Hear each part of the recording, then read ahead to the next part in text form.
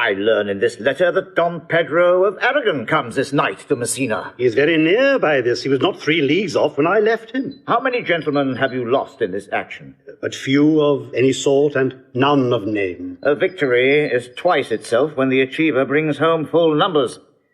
I find here that Don Pedro hath bestowed much honour on a young Florentine called Claudio. Much deserved on his part, and equally remembered by Don Pedro. He hath borne himself beyond the promise of his age, doing in the figure of a lamb the feats of a lion. He hath indeed bettered expectation, then you must expect of me to tell you how. He hath an uncle here in Messina, will be very much glad of it. I have already delivered him letters, and there appears much joy in him, even so much that joy could not show itself modest enough without a badge of bitterness. Did he break out into tears? In great measure. A kind overflow of kindness. There are no faces truer than those that are so washed. How much better is it to weep at joy than to joy at weeping? I pray you, is Signor Mountanto returned from the wars or no? I know none of that name, lady. There was none such in the army of any sort. What is he that you ask for, niece? My cousin means Signor Benedick of Padua. Oh, he's returned, and as pleasant as ever he was. He set up his bills here in Messina and challenged Cupid at the flight, and my uncle's fool, reading the challenge, subscribed for Cupid and challenged him at the Burbolt. I pray you, how many hath he killed and eaten in these wars? But how many hath he killed? For indeed I promise to eat all of his killing. Faith, niece, you tax Signor Benedick too much, but he'll be meet with you, I doubt it not. He hath done good service, lady, in these wars. You had musty victual, and he hath holp to eat it. He's a very valiant trenchman. He hath an excellent stomach. And a good soldier too, lady. And a good soldier to a lady, but what is he to a lord? A lord to a lord, a man to a man, stuffed with all honourable virtues. It is so indeed. He is no less than a stuffed man. But for the stuffing, well, we're all mortal. You must not, sir, mistake, my niece. There is a kind of merry war betwixt Signor Benedick and her. They never meet, but there's a skirmish of wits between them. Alas, he gets nothing by that. In our last conflict, 4 of his 5 wits went halting off, and now is the whole man governed with 1. So that if he have wit enough to keep himself warm, let him bear it for a difference between himself and his horse. For it is all the wealth that he hath left to be known a reasonable creature. Who is his companion now? He hath every month a new sworn brother. Is't possible? Very easily possible. He wears his faith, but as the fashion of his hat, it ever changes with the next block. I see, lady. The gentleman is not in your books. No. And he were, I would burn my study. But I pray you, who is his companion? Is there no young squarer now that will make a voyage with him to the devil? He is most in the company of the right noble Claudio. Oh, Lord. He'll hang upon him like a disease. He's sooner caught than the pestilence, and the taker runs presently mad. God help the noble Claudio. If he have caught the Benedick, it'll cost him £1,000 ere he be cured. I will hold friends with you, lady. Do, good friend. You will never run mad, niece. No, not till a hot January. Don Pedro is approached. Oh, Signor Leonato. Oh, you come to meet your trouble. The fashion of the world is to avoid cost, and you encounter it. Never came trouble to my house in the likeness of your grace. For trouble being gone, comfort should remain. But when you depart from me, sorrow abides, and happiness takes its leave. You embrace your charge too willingly. I think this is your daughter. Her mother hath many times told me so. Were you in doubt, sir, that you asked her? Signor Benedick, no, for then were you a child. You have it full, Benedick. We may guess by this what you are, being a man, truly the lady father's herself. Be happy, lady, for you are like an honourable father. If Signor Leonato be a father, she would not have his head on her shoulders for all Messina, as like him as she is. I wonder that you will still be talking, Signor Benedick. Nobody marks you. What, my dear Lady Disdain, are you yet living? Is it possible Disdain should die while she hath such meat food to feed it as Signor Benedick? Courtesy itself must convert to disdain if you come in her presence. Then is courtesy a turncoat? But it is certain I am loved of all ladies, only you excepted. And I would I could find in my heart that I had not a hard heart, for truly I love none. A dear happiness to women. They would else have been troubled with a pernicious suitor. I thank God in my cold blood I am of your humour for that. I had rather hear my dog bark at a crow than a man swear he loves me. Oh, God keep your ladyship still in that mind, so some gentleman or other shall scape a predestinate scratched face. Scratching could not make it worse than 'twas such a face as yours were. You are a rare parrot teacher. A bird of my tongue is better than a beast of yours. How would my horse have the speed of your tongue and so good a continuer? But keep your way, God's name, I've done. You always end with a jade's trick. I know you of old. That is the sum of all, Leonato. Signor Claudio and Signor Benedick, my dear friend Leonato hath invited you all. I tell him we shall stay here at the least a month, and he heartily prays some occasion may detain us longer. I dare swear he is no hypocrite, but prays from his heart. If you swear, my lord, you shall not be forsworn. Let me bid you welcome, my lord. Being reconciled to the prince your brother, I owe you all duty. I thank you. I am not of many words, but I thank you. Please it, your grace. Lead on. Your hand, Leonato. We will go together. Benedick, didst thou note the daughter of Signor Leonato? I noted her not, but I looked on her. Is she not a modest young lady? Do you question me as an honest man should do for my simple true judgment, or would you have me speak after my custom, as being a professed tyrant to their sex? No. I pray thee, speak in sober judgment. Why, faith, methinks she's too low for a high praise, too brown for a fair praise, and too little for a great praise. Only this commendation I can afford her, that were she other than she is, she were unhandsome, and being no other but as she is, I do not like her. Oh, thou thinkest I'm in sport. I pray thee, tell me truly how thou likest her. Would you buy her that you inquire after her? And the world buys such a jewel. Yea, and a case to put it into. But speak you this with a sad brow? Or do you play the flouting jack to tell us Cupid is a good hair finder and Vulcan a rare carpenter? Come, in what key shall a man take you to go in the song? In mine eye she is the sweetest lady that ever I looked on. I can see yet without spectacles, and I see no such matter. As her cousin, and she were not possessed with a fury, exceeds her as much in beauty as the 1st of May doth the last of December. But I hope you have no intent to turn husband. Have you? I would scarce trust myself, though I had sworn the contrary, if Hero would be my wife. Is't come to this? In faith, hath not the world one man, but he will wear his cap with suspicion?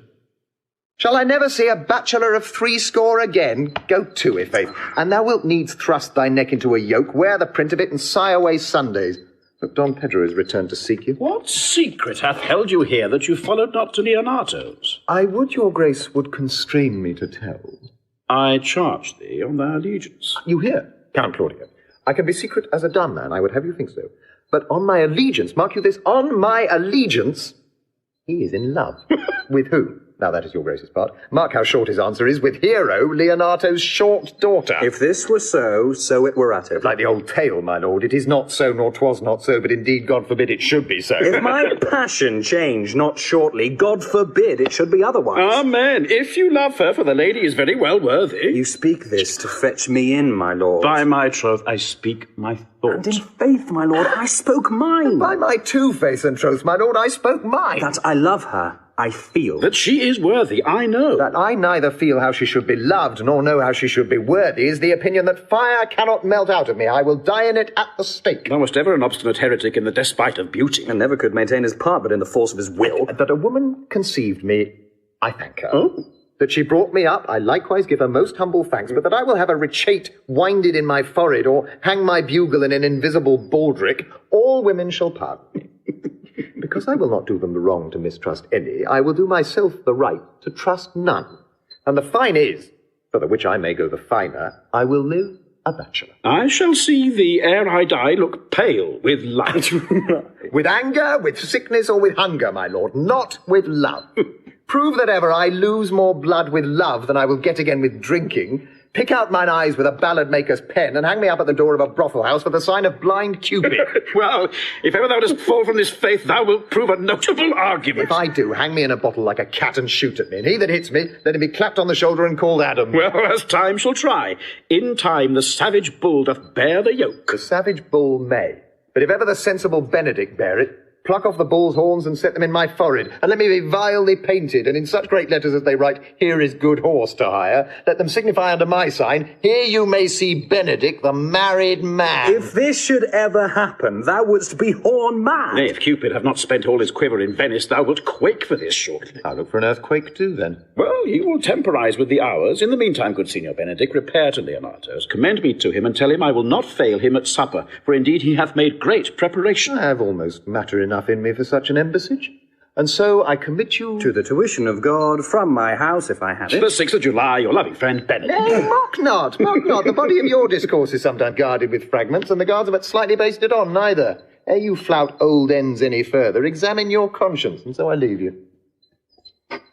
My liege, your highness now may do me good. My love is thine to teach. Teach it but how, and thou shalt see how apt it is to learn any hard lesson that may do thee good. Hath Leonato any son, my lord? No child but Hero. She's his only heir. Dost thou affect her, Claudio? Oh, my lord, when you went onward on this ended action, I looked upon her with a soldier's eye that liked, but had a rougher task in hand than to drive liking to the name of love. But now I am returned, and that war thoughts have left their places vacant. In their rooms come thronging soft and delicate desires, all prompting me how fair young Hero is, saying I liked her ere I went to wars. Thou wilt be like a lover presently, and tire the hero with a book of words. If thou dost love fair Hero, cherish it, and I will break with her and with her father, and thou shalt have her. Was not to this end that thou beganst to twist so fine a story? How sweetly you do minister to love, that know love's grief by his complexion. But lest my liking might too sudden seem, I would have salved it with a longer treatise. What need the bridge much broader than the flood? The fairest grant is the necessity. Look, what will serve is fit. 'Tis once thou lovest, and I will fit thee with the remedy. I know we shall have revelling tonight. I will assume thy part in some disguise, and tell fair Hero I am Claudio, and in her bosom I'll unclasp my heart, and take her hearing prisoner with the force and strong encounter of my amorous tale. Then after to her father will I break, and the conclusion is, she shall be thine. In practice let us put it presently.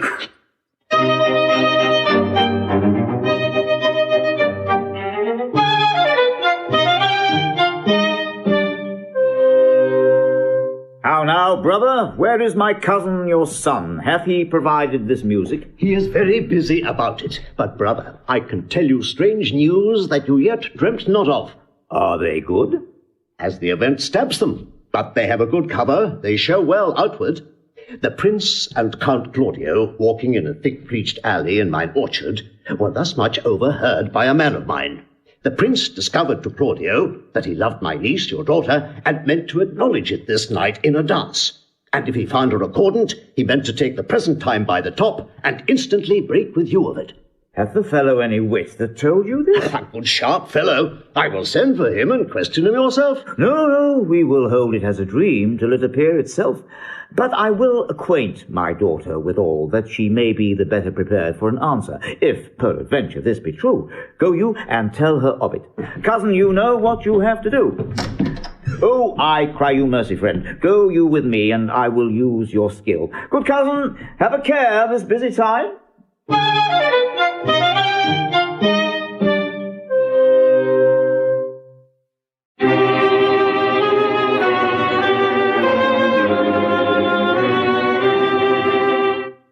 What a good year, my lord. Why are you thus out of measure sad? There is no measure in the occasion that breeds. Therefore the sadness is without limit. You should hear reason. And when I have heard it, what blessing brings it? If not a present remedy, at least a patient sufferance. I wonder that thou, being, as thou sayest thou art, born under Saturn, goest about to apply a moral medicine to a mortifying mischief. I cannot hide what I am. I must be sad when I have cause and smile at no man's jests, eat when I have stomach and wait for no man's leisure, sleep when I am drowsy and tend on no man's business, laugh when I am merry, and claw no man in his humour. Yea, but you must not make the full show of this till you may do it without controlment. You have of late stood out against your brother, and he hath ta'en you newly into his grace, where it is impossible you should take true root but by the fair weather that you make yourself. It is needful that you frame the season for your own harvest. I had rather be a canker in a hedge than a rose in his grace. And it better fits my blood to be disdained of all than to fashion a carriage to rob love from any. In this, though I cannot be said to be a flattering honest man, it must not be denied, but I am a plain-dealing villain. I am trusted with a muzzle and enfranchised with a clog. Therefore I have decreed not to sing in my cage. If I had my mouth, I would bite. If I had my liberty, I would do my liking. In the meantime, let me be that I am, and seek not to alter me. Can you make no use of your discontent? I make all use of it, for I use it only. Who comes here? What news, Borachio? I came yonder from a great supper. The prince your brother is royally entertained by Leonato, and I can give you intelligence of an intended marriage. Will it serve for any model to build mischief on? What is he for a fool that betroths himself to unquietness? Marry, it is your brother's right hand. Who? The most exquisite Claudio. Even he. A proper squire. And who? And who? Which way looks he? Marry, one Hero, the daughter and heir of Leonato. A very forward march, check. How came you to this? Being entertained for a perfumer, as I was smoking in a musty room, comes me the prince and Claudio hand in sad conference. I whipped me behind the arras, and there heard it agreed upon that the prince should woo Hero for himself, and having obtained her, give her to Count Claudio. Come, let us thither. This may prove food to my displeasure. That young startup hath all the glory of my overthrow. If I can cross him any way, I'll bless myself every way. You are both sure and will assist me. To the death, my lord. Let us to the great supper. Their cheer is the greater that I am subdued. Would the cook were of my mind. Shall we go prove what's to be done? We'll wait upon your lordship.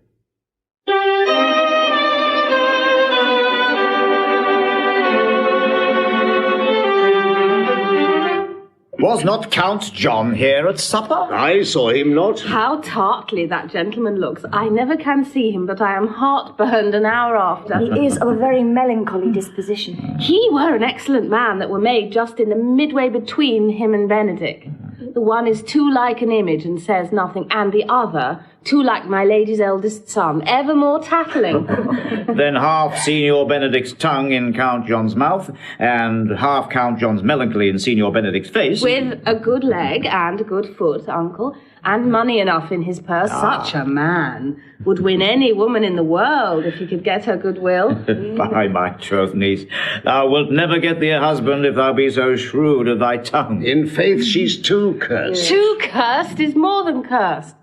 I shall lessen God's sending that way, for it is said, God sends a cursed cow short horns. But to a cow too cursed, he sends none. So by being too cursed, God will send you no horns. Just if he sent me no husband.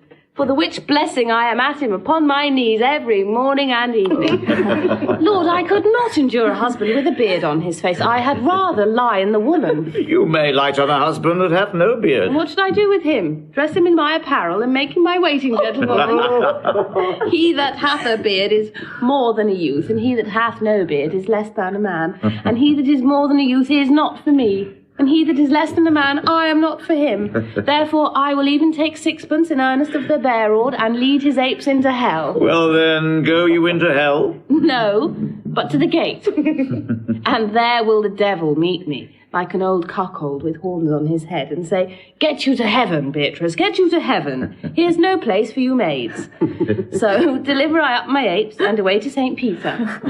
For the heavens, he shows me where the bachelors sit, and there live we as merry as the day is long. Well, niece, I trust you will be ruled by your father. Yes, faith, it is my cousin's duty to make courtesy and say, Father, as it please you. But yet, for all that, cousin, Let him be a handsome fellow, or else make another curtsy and say, Father, as it please me. Well, niece, I hope to see you one day fitted with a husband. Not till God make men of some other metal than earth.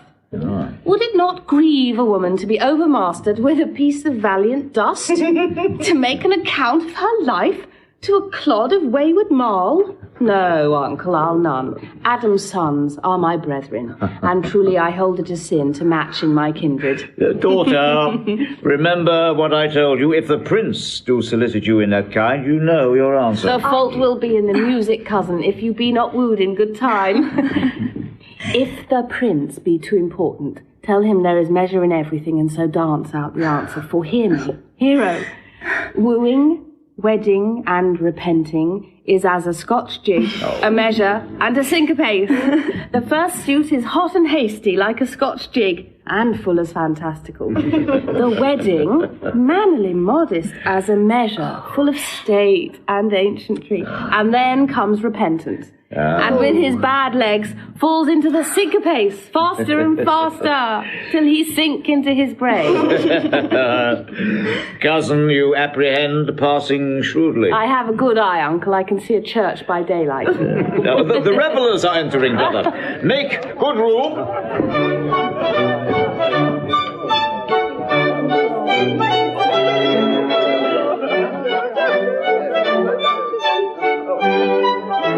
Lady, will you walk about with your friend? So you walk softly and look sweetly and say nothing.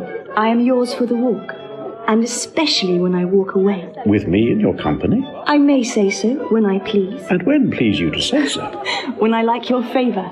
For God defend the lute should be like the case. My visor is Philemon's roof. Within the house is Jove. Why then, your visor should be thatched. Speak low if you speak love.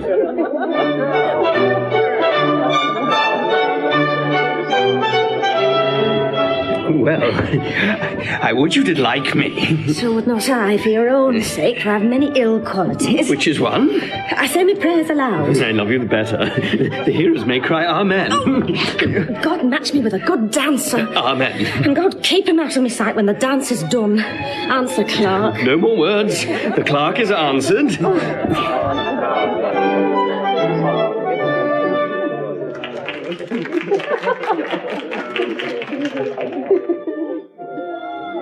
I know you well enough. You are Signor Antonio. At a word, I am not. I know you by the waggling of your head. To tell you true, I counterfeit him. You could never do him so ill well unless you were the very man. Oh, here's his dry hand, up and down. You are he, you are he. At a word, I am not. Come, come.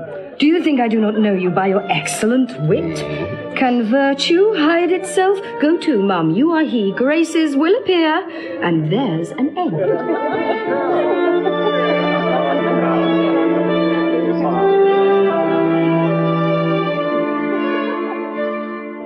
Will you not tell me who told you so? No, you shall pardon me. Nor will you not tell me who you are? Not now. That I was disdainful and that I had my good wit out of the 100 merry tales? Well, this was Signor Benedick that said so. What's he? Well, I'm sure you know him well enough. Not I, believe me. Did he never make you laugh? I pray you, what is he? Why, he's the prince's jester. A very dull fool. Only his gift is in devising impossible slanders. None but libertines delight in him, and the commendation is not in his wit, but in his villainy. For he both pleases men and angers them, and then they laugh at him and beat him. I'm sure he is in the fleet. I would he had boarded me. When I know the gentleman, I'll tell him what you say. Oh, do. He'll but break a comparison or two on me, which, peradventure, not marked or not laughed at, strikes him into melancholy. And then there's a partridge ring saved, for the fool will eat no supper that night. We must follow the leaders. In every good thing. Nay, if they lead to any ill, I will leave them at the next turning.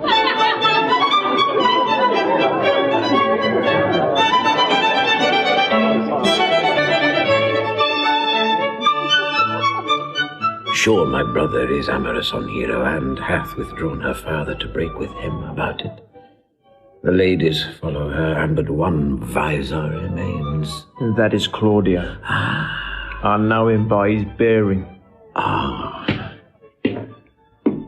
Are not you Signor Benedick? You know me well. I am he. Signor, you are very near my brother in his love. He is enamored on Hero. I pray you dissuade him from her. She is no equal for his birth.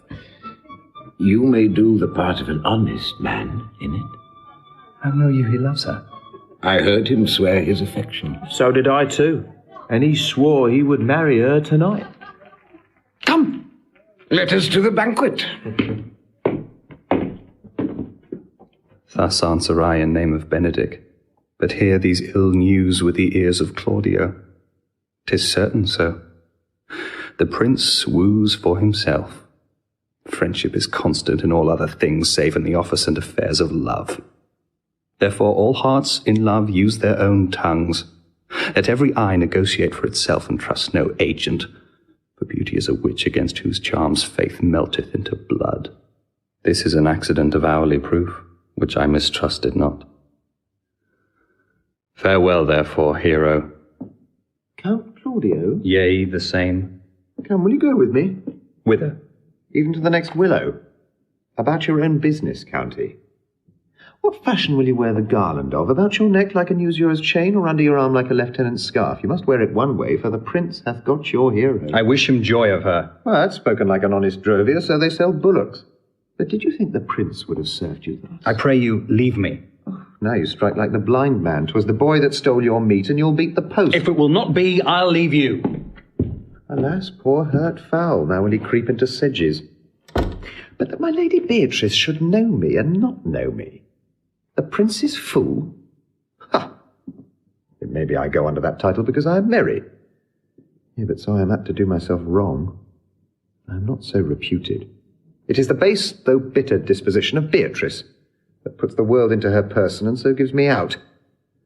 And I'll be revenged as I may. Now, Signor, where's the Count? Did you see him? Troth, my lord, I have played the part of Lady Fame. I found him here as melancholy as a lodge in a warren. I told him, and I think I told him true, that your grace had got the goodwill of this young lady, and I offered him my company to a willow tree, either to make him a garland as being forsaken, or to bind him up a rod as being worthy to be whipped. To be whipped? What's his fault? The flat transgression of a schoolboy who, being overjoyed with finding a bird's nest, shows it his companion, and he steals it. Well, thou make a trust to transgression. The transgression is in the stealer. Yet it had not been amiss the rod had been made, and the garland too.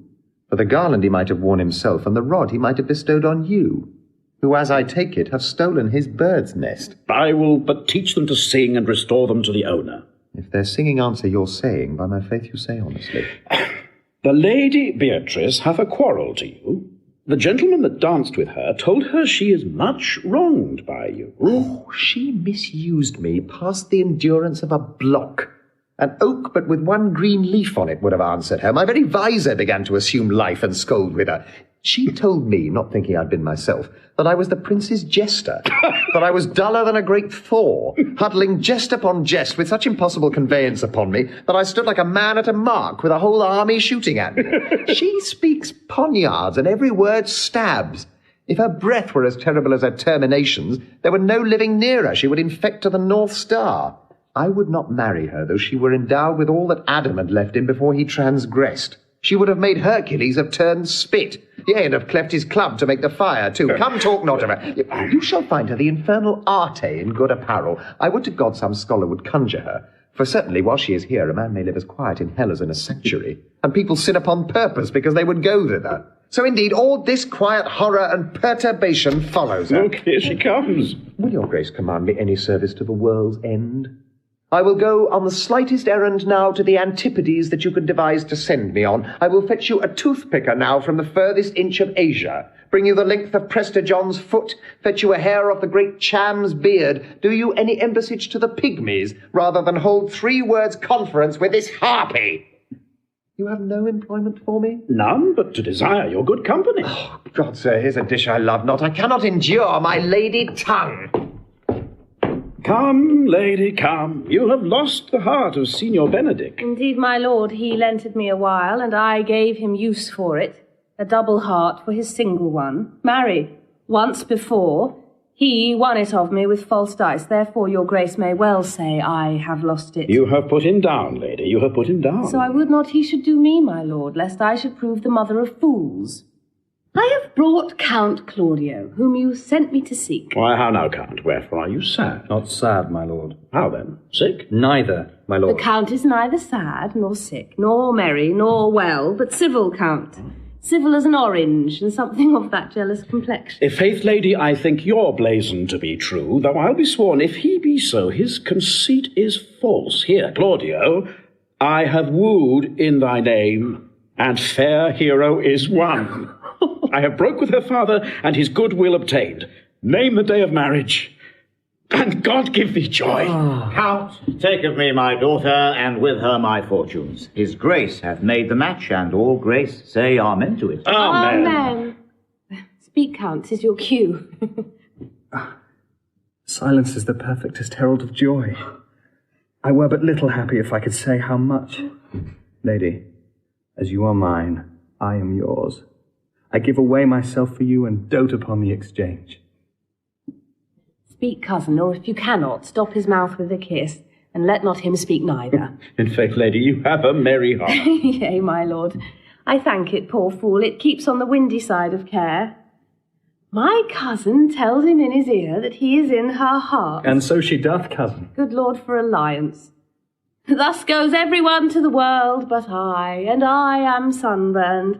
I may sit in a corner and cry, hey-ho for a husband. Lady Beatrice, I will get you one. I would rather have one of your father's getting. Hath your grace ne'er a brother like you? Your father got excellent husbands if a maid could come by them. Will you have me, lady? My lord. Unless I might have another for working days. Your grace is too costly to wear every day. But I beseech your grace pardon me. I was born to speak all mirth and no matter. Your silence most offends me, and be merry best becomes you, for out of question you were born in a merry hour. No, sure, my lord, my mother cried. But then there was a star dance, and under that was I born. Cousins, God give you joy. Niece, will you look to those things I told you of? I cry you mercy, uncle, by your grace's pardon. By my troth, a pleasant-spirited lady. There's little of the melancholy element in her, my lord. She is never sad but when she sleeps, and not ever sad then. For I have heard my daughter say she hath often dreamt of unhappiness and waked herself with laughing. She cannot endure to hear tell of a husband. Oh, by no means. She mocks all her wooers out of suit. She were an excellent wife for Benedick. Oh, Lord, my lord. If they were but a week married, they would talk themselves mad.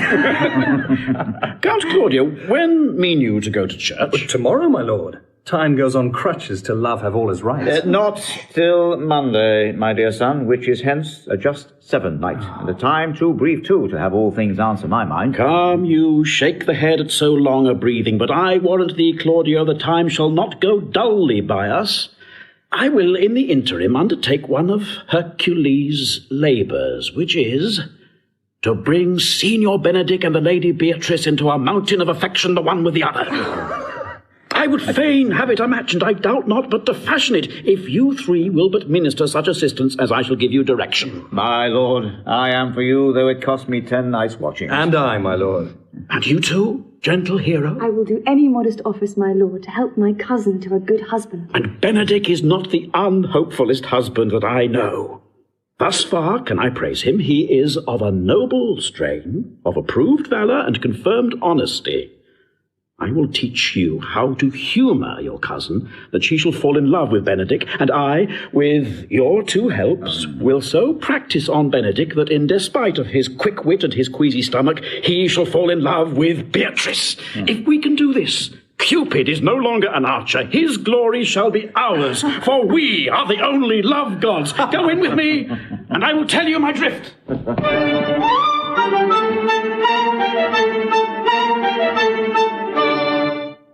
It is so. The Count Claudio shall marry the daughter of Leonato. Yea, my lord, but I can cross it. Any bar, any cross, any impediment will be medicinable to me. I am sick in displeasure to him, and whatsoever comes athwart his affection ranges evenly with mine. How canst thou cross this marriage? Not honestly, my lord, but so covertly that no dishonesty shall appear in me. Show me briefly how. I think I told your lordship a year since how much I am in the favour of Margaret, the waiting gentlewoman to Hero. I remember. I can, at any unseasonable instant of the night, appoint her to look out at her lady's chamber window. Well, what life is in that to be the death of this marriage? The poison of that lies in you to temper. Go you to the prince your brother. Spare not to tell him that he hath wronged his honour in marrying the renowned Claudio, whose estimation do you mightily hold up, to a contaminated stale such a one as Hero.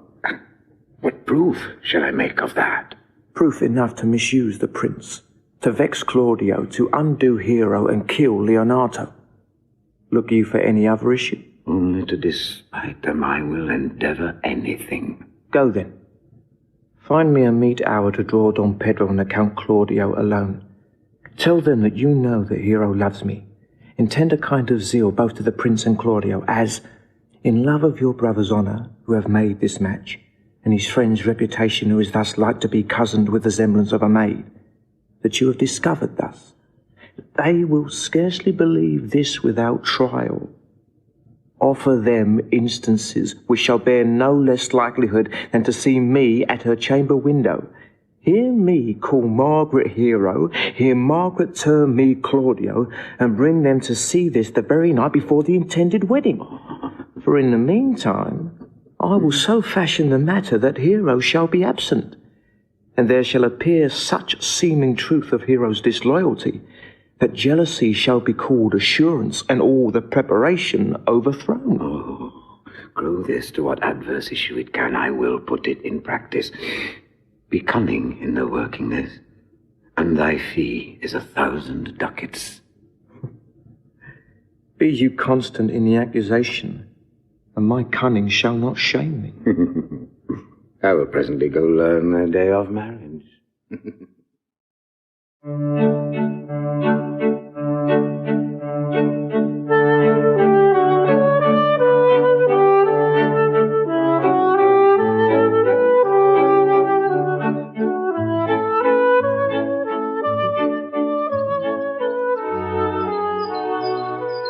Boy!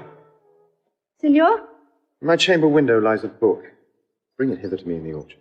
I am here already, sir. I know that, but I would have thee hence and here again. I do much wonder that one man, seeing how much another man is a fool when he dedicates his behaviours to love, will, after he hath laughed at such shallow follies in others, become the argument of his own scorn by falling in love. And such a man is Claudio. I have known when there was no music with him but the drum and the fife, and now had he rather hear the tabor and the pipe. I have known when he would have walked 10 mile afoot to see a good armour, and now will he lie 10 nights awake carving the fashion of a new doublet. He was wont to speak plain and to the purpose, like an honest man and a soldier. And now is he turned orthography. His words are a very fantastical banquet, just so many strange dishes. May I be so converted and see with these eyes? I cannot tell. I think not. I will not be sworn that love may transform me to an oyster, but I'll take my oath on it till he have made an oyster of me, he shall never make me such a fool. One woman is fair, yet I am well. Another is wise, yet I am well. Another virtuous, yet I am well. But till all graces be in one woman shall not come in my grace. Rich she shall be, that's certain. Wise, or I'll none. Virtuous, or I'll never cheapen her. Fair, or I'll never look on her. Mild, or come not near me. Noble, or not I for an angel. Of good discourse, an excellent musician. And her hair shall be... Of what colour it please God? Ah, Prince and Monsieur Love. I will hide me in the arbour. Ah, shall we hear this music? Yea, my good lord. How still the evening is, as hushed on purpose to grace harmony. See you where Benedick hath hid himself. Oh, Very well, my lord. The music ended will fit the kid box with a pennyworth. Come, Balthazar, we'll hear that song again. Oh, good my lord, tax not so bad a voice to slander music any more than once. It is the witness still of excellency to put a strange face on his own perfection. I pray thee sing, and let me woo no more. Because you talk of wooing, I will sing. Since many a wooer doth commence his suit, to her he thinks not worthy, yet he woos, yet will he swear he loves. Nay, pray thee come. Or if thou wilt hold longer argument, do it in notes. Note this before my notes. There's not a note of mine that's worth the noting. Why, these are very crotchets that he speaks. Note notes, forsooth, and nothing. Now, divine heir, now is his soul ravished. Is it not strange that sheep's guts should hale souls out of men's bodies? Well, a horn for my money when all's done. Sigh no more, ladies, sigh no more. Men were deceivers ever. 1 foot in sea and 1 on shore. To one thing constant never. Then sigh not so, but let them go. And be you blithe and bonny, converting all your songs of woe into a nonny nonny.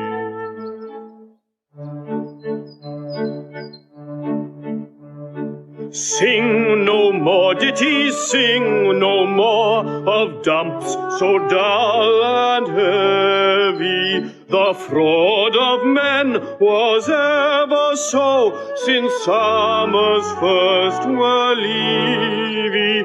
Then sigh not so, but let them go, and be you blithe and bonny, converting all your songs of woe into hey, nonny nonny.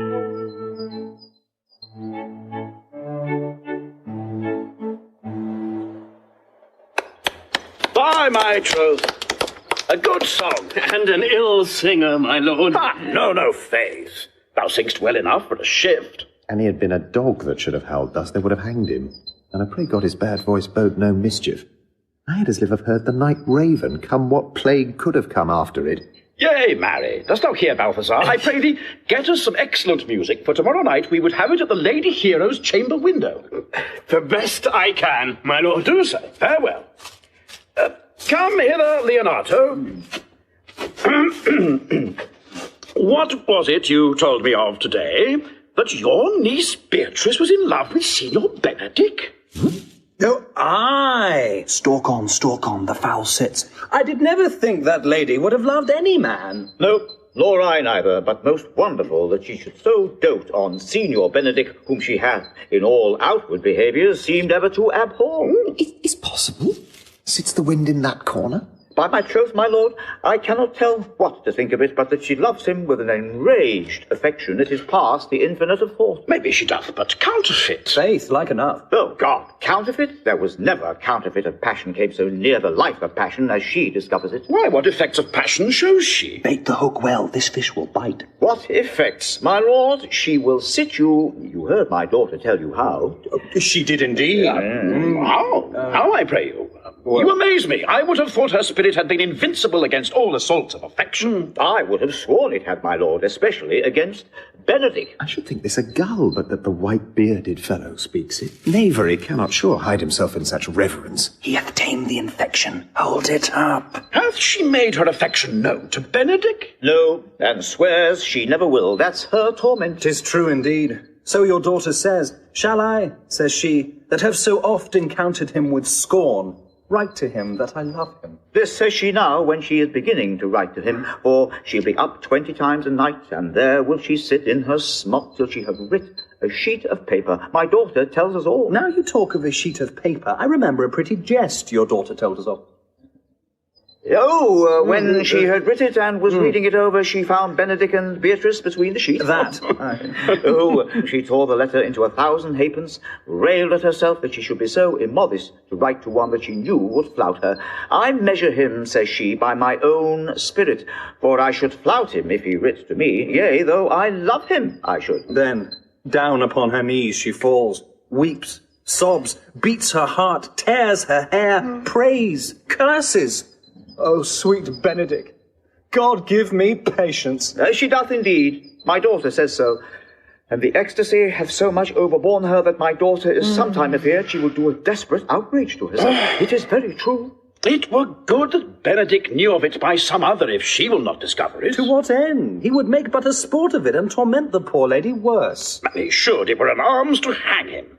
She's an excellent, sweet lady, and out of all suspicion she is virtuous. And she is exceeding wise. In everything but in loving Benedick. Oh, my lord, wisdom and blood combating in so tender a body, we have 10 proofs to 1 that blood hath the victory. I am sorry for her, as I have just cause, being her uncle and her guardian. I would she had bestowed this dotage on me.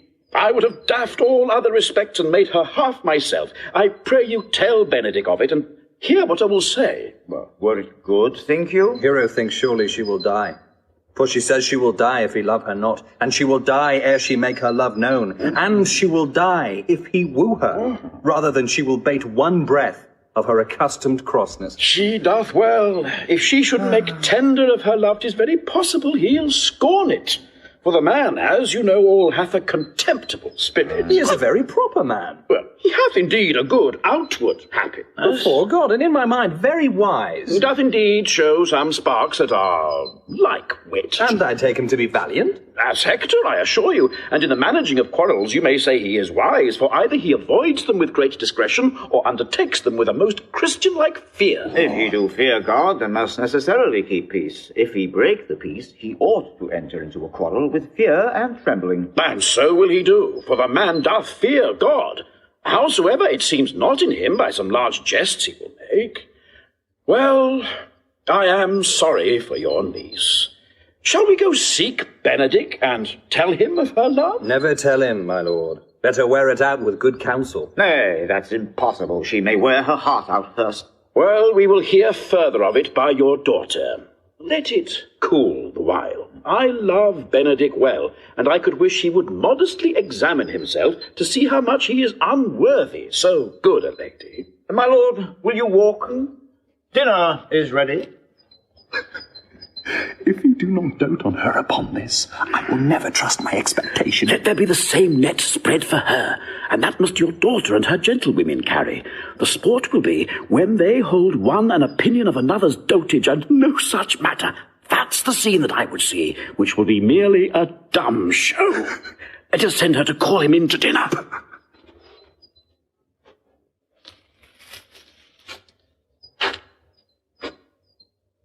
This can be no trick. The conference was sadly born. They have the truth of this from Hero. They seem to pity the lady. It seems her affections have their full bent. Love me? Why, it must be requited. I hear how I am censured. They say I will bear myself proudly if I perceive the love come from her. They say, too, that she will rather die than give any sign of affection. I did never think to marry. I must not seem proud. Happy are they that hear their detractions and can put them to mending. They say the lady is fair. 'Tis a truth, I can bear them witness. And virtuous. 'Tis so, I cannot reprove it. And wise, but for loving me. By my troth, it is no addition to her wit, nor no great argument of her folly. For I will be horribly in love with her. I may chance have some odd quirks and remnants of wit broken on me because I have railed so long against marriage, but doth not the appetite alter? A man loves the meat in his youth that he cannot endure in his age. Shall quips and sentences and these paper bullets of the brain awe a man from the career of his humour? No! The world must be peopled. When I said I would die a bachelor, I did not think I should live till I were married. Here comes Beatrice. By this day she's a fair lady. I do spy some marks of love in her.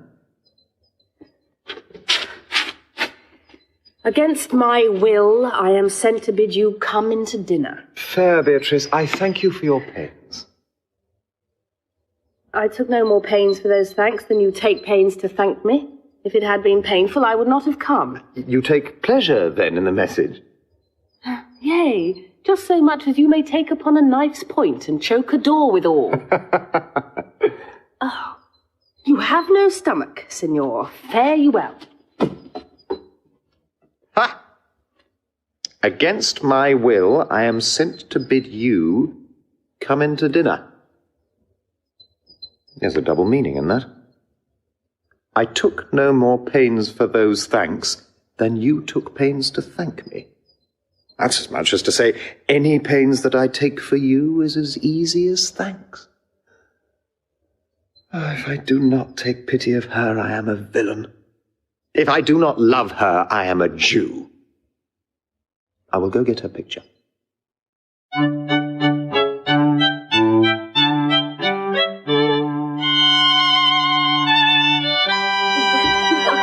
Good Margaret, run thee to the parlour. There shalt thou find my cousin Beatrice proposing with the Prince and Claudio. Whisper her ear, and tell her I and Ursula walk in the orchard, and our whole discourse is all of her. Say that thou overheardst us, and bid her steal into the pleached bower, where honeysuckles, ripened by the sun, forbid the sun to enter, like favourites, made proud by princes, that advance their pride against that power that bred it. There will she hide her to listen our propose. This is thy office. Bear thee well in it, and leave us alone. I'll make her come, I warrant you, presently. Now, Ursula, when Beatrice doth come, as we do trace this alley up and down, our talk must only be of Benedick. When I do name him, let it be thy part to praise him more than ever man did merit. My talk to thee must be how Benedick is sick in love with Beatrice. Of this matter is little Cupid's crafty arrow made, that only wounds by hearsay. Now begin, for look where Beatrice like a lapwing runs close by the ground to hear our conference. The pleasant'st angling is to see the fish cut with her golden oars the silver stream, and greedily devour the treacherous bait. So angle we for Beatrice, who even now is couched in the woodbine coverture. Fear you not my part of the dialogue? Then go we near her, that her ear lose nothing of the false sweet bait that we lay for it. No, truly, Ursula, she is too disdainful. I know her spirits are as coy and wild as haggards of the rock.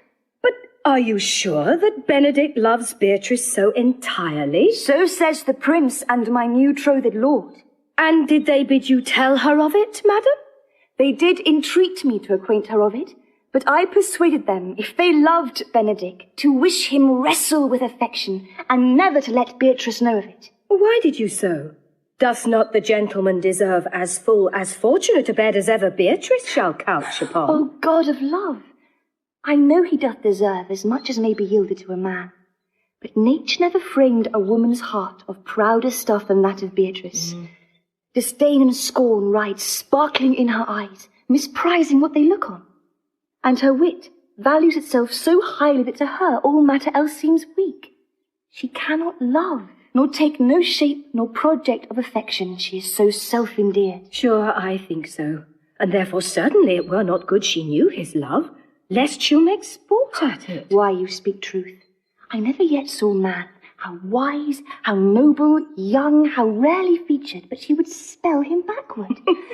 If fair-faced, she would swear the gentleman should be her sister. If black, why, nature, drawing of an antic, made a foul blot. If tall, a lance ill-headed. If low, an agate very vilely cut. If speaking, why, a vein blown with all winds. If silent, why, a block moved with none. So turns she every man the wrong side out, and never gives to truth and virtue that which simpleness and merit purchaseth. Sure, such carping is not commendable. No, not to be so odd and from all fashions as Beatrice is, cannot be commendable. But who dared tell her so? If I should speak, she would mock me into air. Oh, she would laugh me out of myself, press me to death with wit. Therefore, let Benedick, like covered fire, consume away in sighs, waste inwardly. It were a better death than die with mocks, which is as bad as die with tickling. Yet tell her of it. Hear what she will say. No. Rather, I will go to Benedick and counsel him to fight against his passion. And truly I'll devise some honest slanders to stain my cousin with. One doth not know how much an ill word may empoison liking. Oh, do not do your cousin such a wrong. She cannot be so much without true judgment, having so swift and excellent a wit as she is prized to have, as to refuse so rare a gentleman as Signor Benedick. He is the only man of Italy, always excepted my dear Claudio. I pray you be not angry with me, madam, speaking my fancy. Signor Benedick, for shape, for bearing, argument, and valour, goes foremost in report through Italy. Indeed, he hath an excellent good name. His excellence did earn it ere he had it. When are you married, madam? Why, every day tomorrow. Come, go in. I'll show thee some attires, and have thy counsel which is the best to furnish me tomorrow. She's limed, I warrant you. We have caught her, madam. If it proves so, then loving goes by haps. Some Cupid kills with arrows, some with traps. What fire is in mine ears? Can this be true? Stand I condemned for pride and scorn so much? Contempt, farewell, and maiden pride adieu. No glory lives behind the back of such. And Benedick, love on, I will requite thee, taming my wild heart to thy loving hand. If thou dost love, my kindness shall incite thee to bind our loves up in a holy band. For others say thou dost deserve, and I believe it better than reportingly.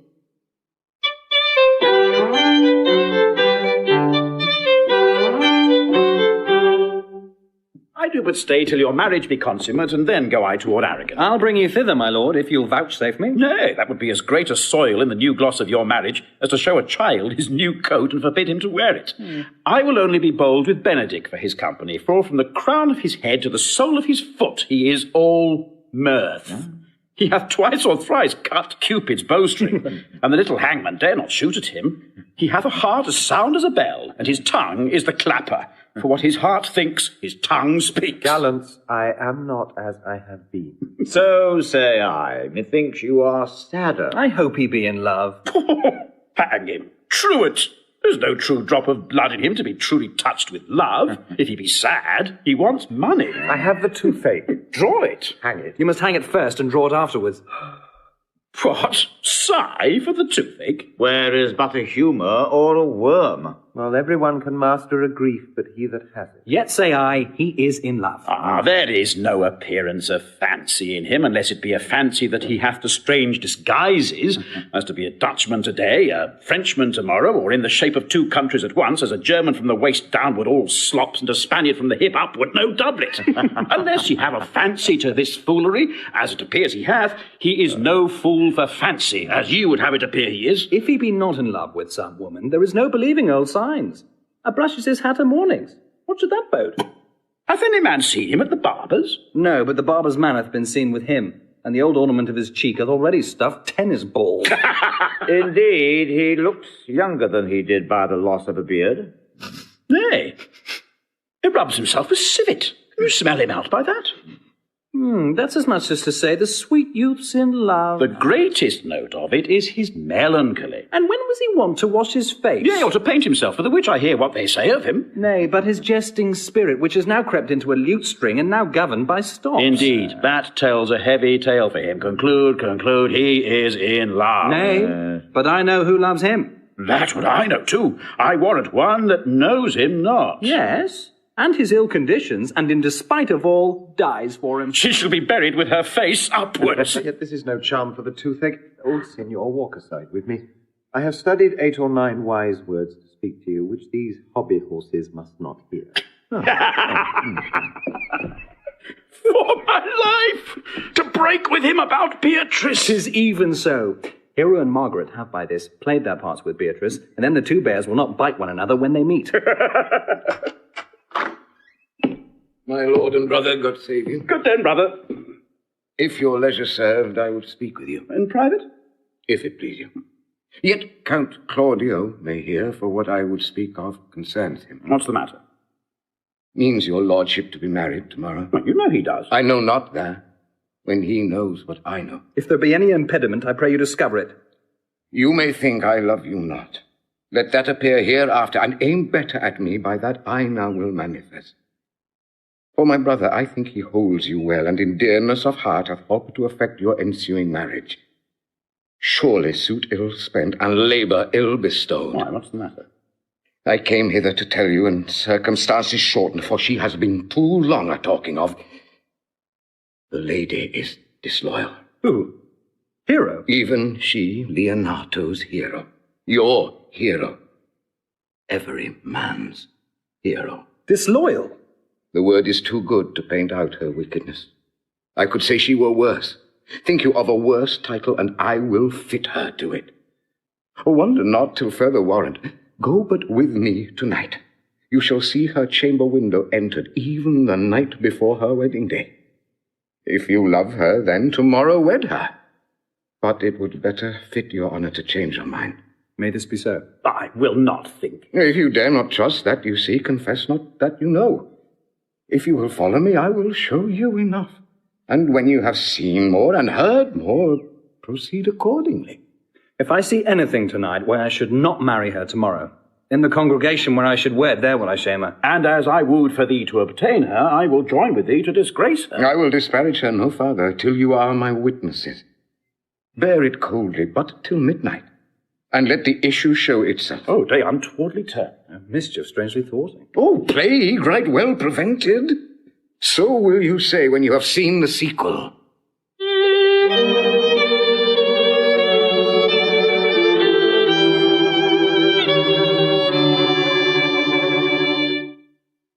Are you good men and true? Yea, or else it were pity, but they should suffer salvation, body and soul. Nay, that were a punishment too good for them, if they should have any allegiance in them, being chosen for the prince's watch. Well, give them their charge, neighbour Dogberry. First, who think you the most desertless man to be constable? Hugh Oatcake, sir, or George Seacole, for they can write and read. Come hither, neighbour Seacole. God hath blessed you with a good name.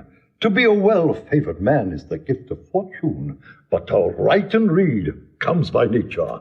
Both which, Master Constable? You have, I knew it would be your answer. Well, for your favour, sir, why, give God thanks and make no boast of it.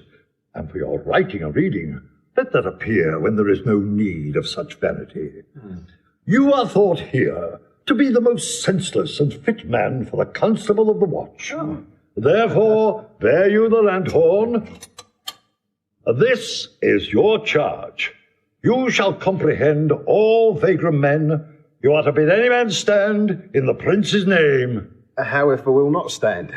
Why then, take no note of him, but let him go, and presently call the rest of the watch together, and thank God you're rid of a knave. If he will not stand when he's bidden, he's none of the prince's subjects. True, and they are to meddle with none but the prince's subjects. You shall also make no noise in the streets, for the watch to babble and to talk is most tolerable, and not to be endured. We will rather sleep than talk. We know what belongs to a watch. Why, you speak like an ancient and most quiet watchman, but I cannot see how sleeping should offend.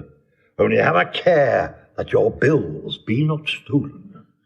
Well, you are to call at all the alehouses, and bid those that are drunk get them to bed. Well, how if they will not? Why then, let them alone till they are sober. If they make you not then the better answer, you may say they are not the men you took them for. Well, sir. If you meet a thief, you may suspect him by virtue of your office to be no true man. And for such kind of men, the less you meddle or make with them, why, the more is for your honesty. If we know him to be a thief, shall we not lay hands on him? Truly, by your office you may. But I think they that touch pitch will be defiled. The most peaceable way for you, if you do take a thief, is to let him show himself what he is, and steal out of your company. You have been always called a merciful man, partner. Oh, truly, I would not hang a dog by my will, much more a man who hath any honesty in him. If you hear a child cry in the night, you must call to the nurse and bid her still it. How if the nurse be asleep and will not hear us? Why then, depart in peace, and let the child wake her with crying. For the ewe that will not hear her lamb when it bays will never answer a calf when he bleats. 'Tis very true. This is the end of the charge. You, constable, are to present the prince's own person.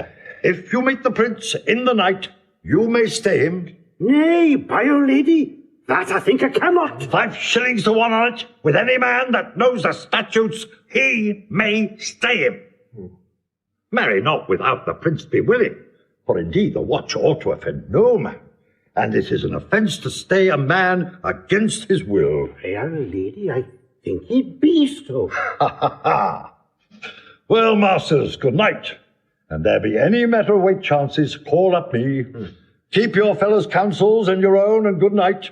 Come, neighbour. Well, masters, we hear our charge. Let us go sit here upon the church bench till 2, and then all to bed. One word more, honest neighbours. I pray you watch about Signor Leonato's door, for the wedding being there tomorrow. There is a great coil tonight. Adieu. Be vigilant, I beseech you.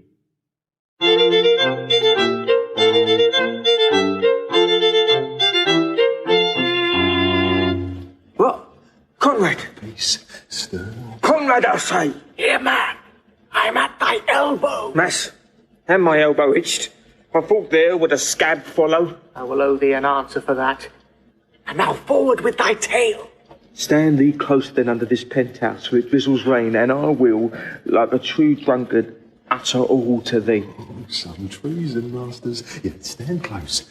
Therefore know, I have earned of Don John 1,000 ducats. Is it possible that any villainy should be so dear? Thou shouldst rather ask if it were possible any villainy should be so rich.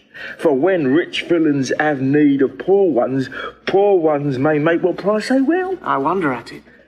That shows thou art unconfirmed. Thou knowest that the fashion of a doublet, or a hat, or a cloak is nothing to a man. Yes, it is apparel. I mean the fashion. Yes, the fashion is the fashion. Tosh! I may as well say the fool's the fool. But seest thou not what a deformed thief this fashion is? I know that deformed. I has been a vile thief this 7 year. I goes up and down like a gentleman. I remember his name. Shh! Didst thou not hear somebody? No. 'Twas the vane on the house. Seest thou not, I say, what a deformed thief this fashion is?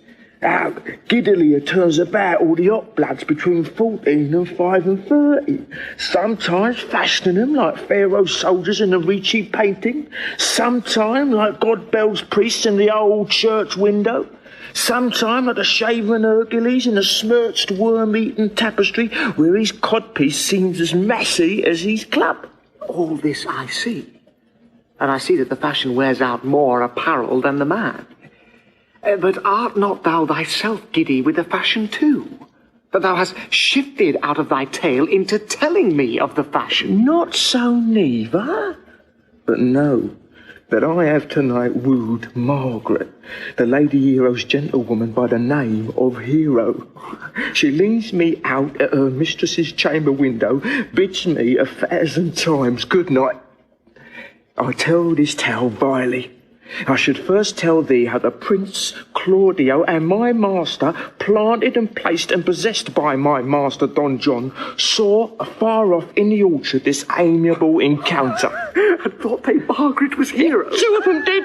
The Prince and Claudio. But the devil my master knew she was Margaret, and partly by his oaths which first possessed them, partly by the dark night which did deceive them, but chiefly by my villainy which did confirm any slander that Don John had made, Away went Claudio enraged, swore he would meet her as he was appointed next morning at the temple, and there, before the whole congregation, shame her with what he saw overnight and send her home again without a husband. Oi! We charge you in the prince's name, stand! Call up the right master constable. We have here recovered the most dangerous piece of lechery that ever was known in the Commonwealth. And one deformed is one of them. I know him, I wears a lot. Masters!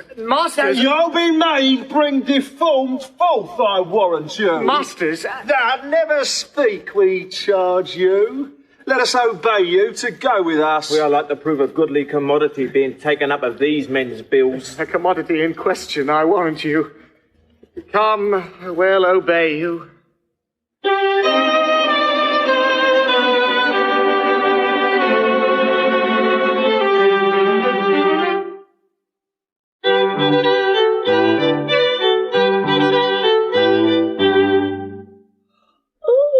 Good Ursula, wake my cousin Beatrice and desire her to rise. I will, lady. And bid her come hither. Well? Troth, I think your other about her were better. No, pray thee, good Meg, I'll wear this. By my troth's not so good, and I warrant your cousin will say so. My cousin's a fool, and thou art another. I'll wear none but this. I like the new tire within, excellently. If the hair were a thought browner. And your gown's a most rare fashion, i' faith. I saw the Duchess of Milan's gown that they praise so. Oh, that exceeds, they say. Oh, by my troth, but a nightgown in respect of yours. Cloth of gold and cuts and lace with silver, set with pearls, down sleeves and side sleeves and skirts, round underborne with a bluish tinsel. But for a fine, quaint, graceful and excellent fashion, yours is worth 10 pounds. God give me joy to wear it, for my heart is exceeding heavy. 'Twill be heavier soon by the weight of a man. Oh, fie upon thee! Art not ashamed? Of what, lady? Speaking honourably? Is not marriage honourable in a beggar? Is not your lord honourable without marriage? I think you would have me say, saving your reverence, a husband. And bad thinking do not rest true speaking. I'll offend nobody. Is there any harm in the heavier for a husband? None, I think, and it be the right husband and the right wife, otherwise 'tis light and not heavy. Ask my Lady Beatrice, else here she comes. Oh! Good morrow, coz. Good morrow, sweet hero. Why, how now? Do you speak in the sick tune? Oh, I am out of all other tune, methinks. Claps into lighter love. That goes without a burden. Do you sing it and I'll dance it? Ye light a love with your heels. Then if your husband have stables enough, you'll see he shall lack no barns. Oh, a legitimate construction. I scorn that with my heels. 'Tis almost 5 o'clock, cousin. 'Tis time you were ready. Oh, by my troth, I am exceeding ill. Hey-ho. For a horse, or a husband? For the letter that begins them all. H. Well, and you be not turned Turk, there's no more sailing by the star. What means the fool troth? Nothing now, but God send everyone their heart's desire. These gloves the Count sent me, they're an excellent perfume. I'm stuffed, cousin, I cannot smell. A maid and stuff, that's goodly catching of gold. Oh, God help me, God help me. How long have you professed apprehension? Ever since you left it. Does not my wit become me, really? It is not seen enough. You should wear it in your cap. Oh, by my troth, I am sick. Get you some of this distilled Carduus Benedictus and lay it to your heart. It is the only thing for a qualm. There thou prickst it with a thistle. Benedictus. Why, Benedictus, you have some moral in this Benedictus? Moral? No, by my troth, I have no moral meaning. I meant plain holy thistle. You may think, perchance, that I think you are in love. Nay, bad lady, I'm not such a fool to think what I list.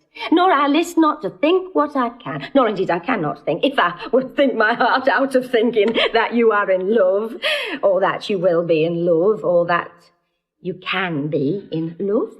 Yet Benedick was such another, and now is he become a man? He swore he would never marry, and yet now, in despite of his art, he eats his meat without grudging. And how you may be converted, I know not. But methinks you look with your eyes as other women do. What pace is this that thy tongue keeps? Not a false gallop. Madam, withdraw. The Prince, the Count, Signor Benedick, Don John, and all the gallants of the town are come to fetch you to church. Oh, God rest me, good cousin, good Meg, good Ursula.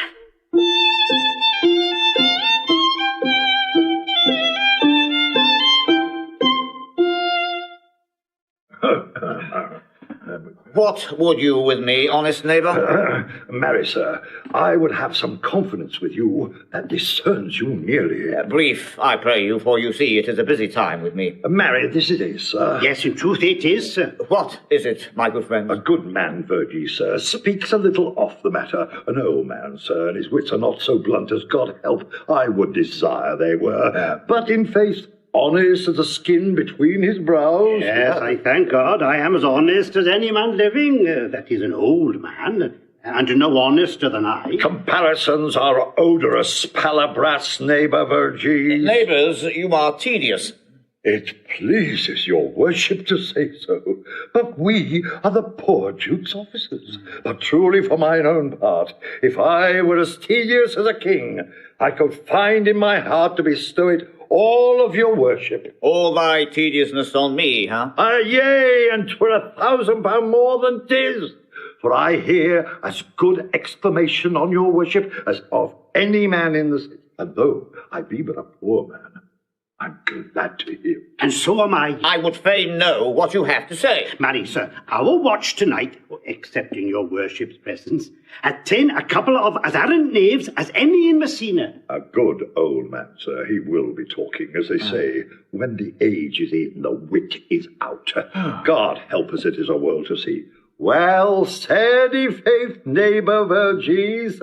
Well, God's a good man, and two men ride of a horse, one must ride behind. And on his soul, i' faith, sir, by my troth he is, as ever broke bread. But God is to be worshipped. All men are not alike. Alas, good neighbour. Indeed, neighbour, he comes too short of you. Gifts that God gives. I must leave you. Oh, one word, sir. Our watch, sir, have indeed comprehended two auspicious persons, and we would have them this morning examined before your worship. Take that examination yourself and bring it me. I am now in great haste, as it may appear unto you. It shall be suffragance. Drink some wine ere you go. Fare you well.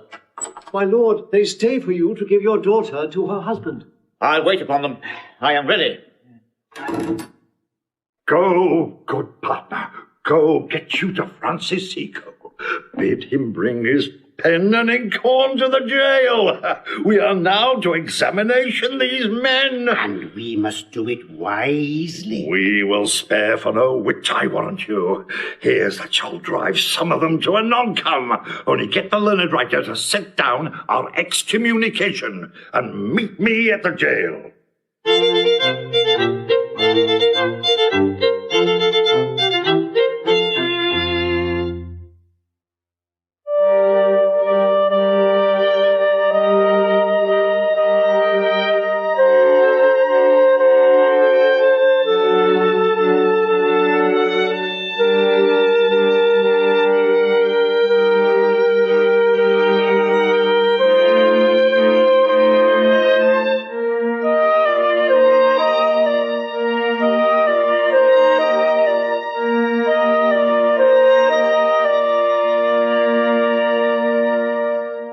Come, Friar Francis, be brief. Only to the plain form of marriage, and you shall recount their particular duties afterwards. You come hither, my lord, to marry this lady? No, to be married to her. Friar, you come to marry her. Lady, you come hither to be married to this count? I do. If either of you know any inward impediment why you should not be conjoined, I charge you on your souls to utter it. Know you any, hero? None, my lord. Know you any, count? I dare make his answer. None. Oh, what men dare do, what men may do, what men daily do, not knowing what they do. Oh, no, interjections? Well, then some be of laughing as, ah-ha-ha. Stand thee by, friar. Father, by your leave, will you with free and unconstrained soul give me this maid your daughter? As freely, son, as God did give her me. And what have I to give you back whose worth may counterpoise this rich and precious gift? Nothing, unless you render her again. Sweet prince, you learn me noble thankfulness. There, Leonato. Take her back again. Give not this rotten orange to your friend. She's but the sign and semblance of her honour. Behold, how like a maid she blushes here. Oh, what authority and show of truth can cunning sin cover itself withal? Comes not that blood as modest evidence to witness simple virtue? Would you not swear, all you that see her, that she were a maid by these exterior shows? But she is none. She knows the heat. of a luxurious bed. Her blush is guiltiness, not modesty. What do you mean, my lord? Not to be married. Not to knit my soul to an approved wanton. Dear my lord, if you, in your own proof, have vanquished the resistance of her youth and made defeat of her virginity... I know what you would say. If I have known her, you will say she did embrace me as a husband and so extenuate the forehand sin. No, Leonato. I never tempted her with word too large, but as a brother to his sister, showed bashful sincerity and comely love. And seemed I ever otherwise to you? Out on thee, seeming! I will write against it! You seem to me as Dian in her orb, as chaste as the bud ere it be blown. But you are more intemperate in your blood than Venus, or those pampered animals that rage in savage sensuality. Is my lord well, that he doth speak so wide? Sweet prince, why speak not you? What should I speak?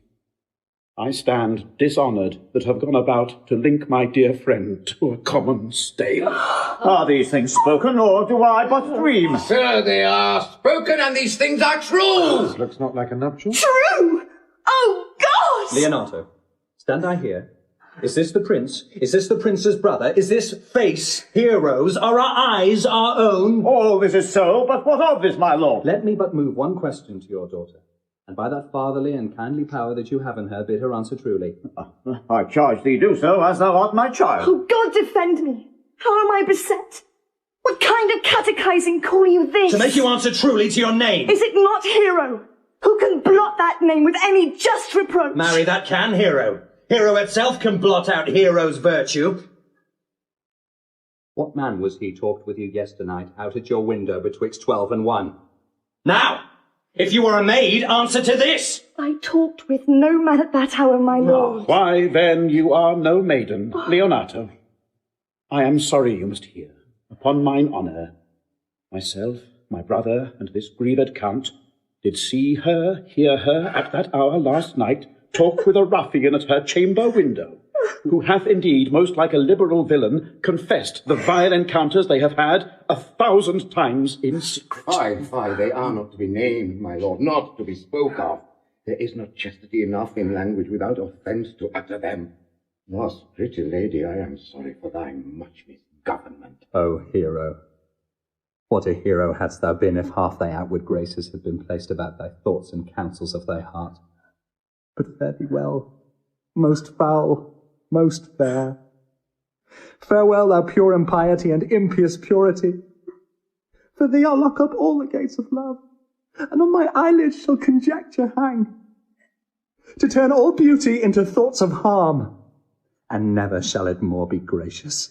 Hath no man's dagger here a point for me? Why, how now, cousin? Wherefore think you thou? Come, let us go. These things come thus to like smother her spirits up. How doth the lady? Dead, I think. Help, uncle. Hero, why, Hero? Uncle, Signor Benedick, friar. Oh, face, take not away thy heavy hand. Death is the fairest cover for her shame that may be wished for. How now, cousin Hero? Have comfort, lady. Dost thou look up? Yea, wherefore should she not? Wherefore? Why doth not every earthly thing cry shame upon her? Could she here deny the story that is printed in her blood? Do not live, Hero. Do not ope thine eyes. For did I think thou wouldst not quickly die, thought I thy spirits were stronger than my shames, myself would on the rearward of reproaches strike at thy life. Grieved I had but one. Chid I for that at frugal nature's frame? Oh, one too much by thee. Why had I won? Why ever wast thou lovely in my eyes? Why had I not, with charitable hand, took up a beggar's issue at my gates, who, smirched dust and mired with infamy, I might have said, no part of it is mine.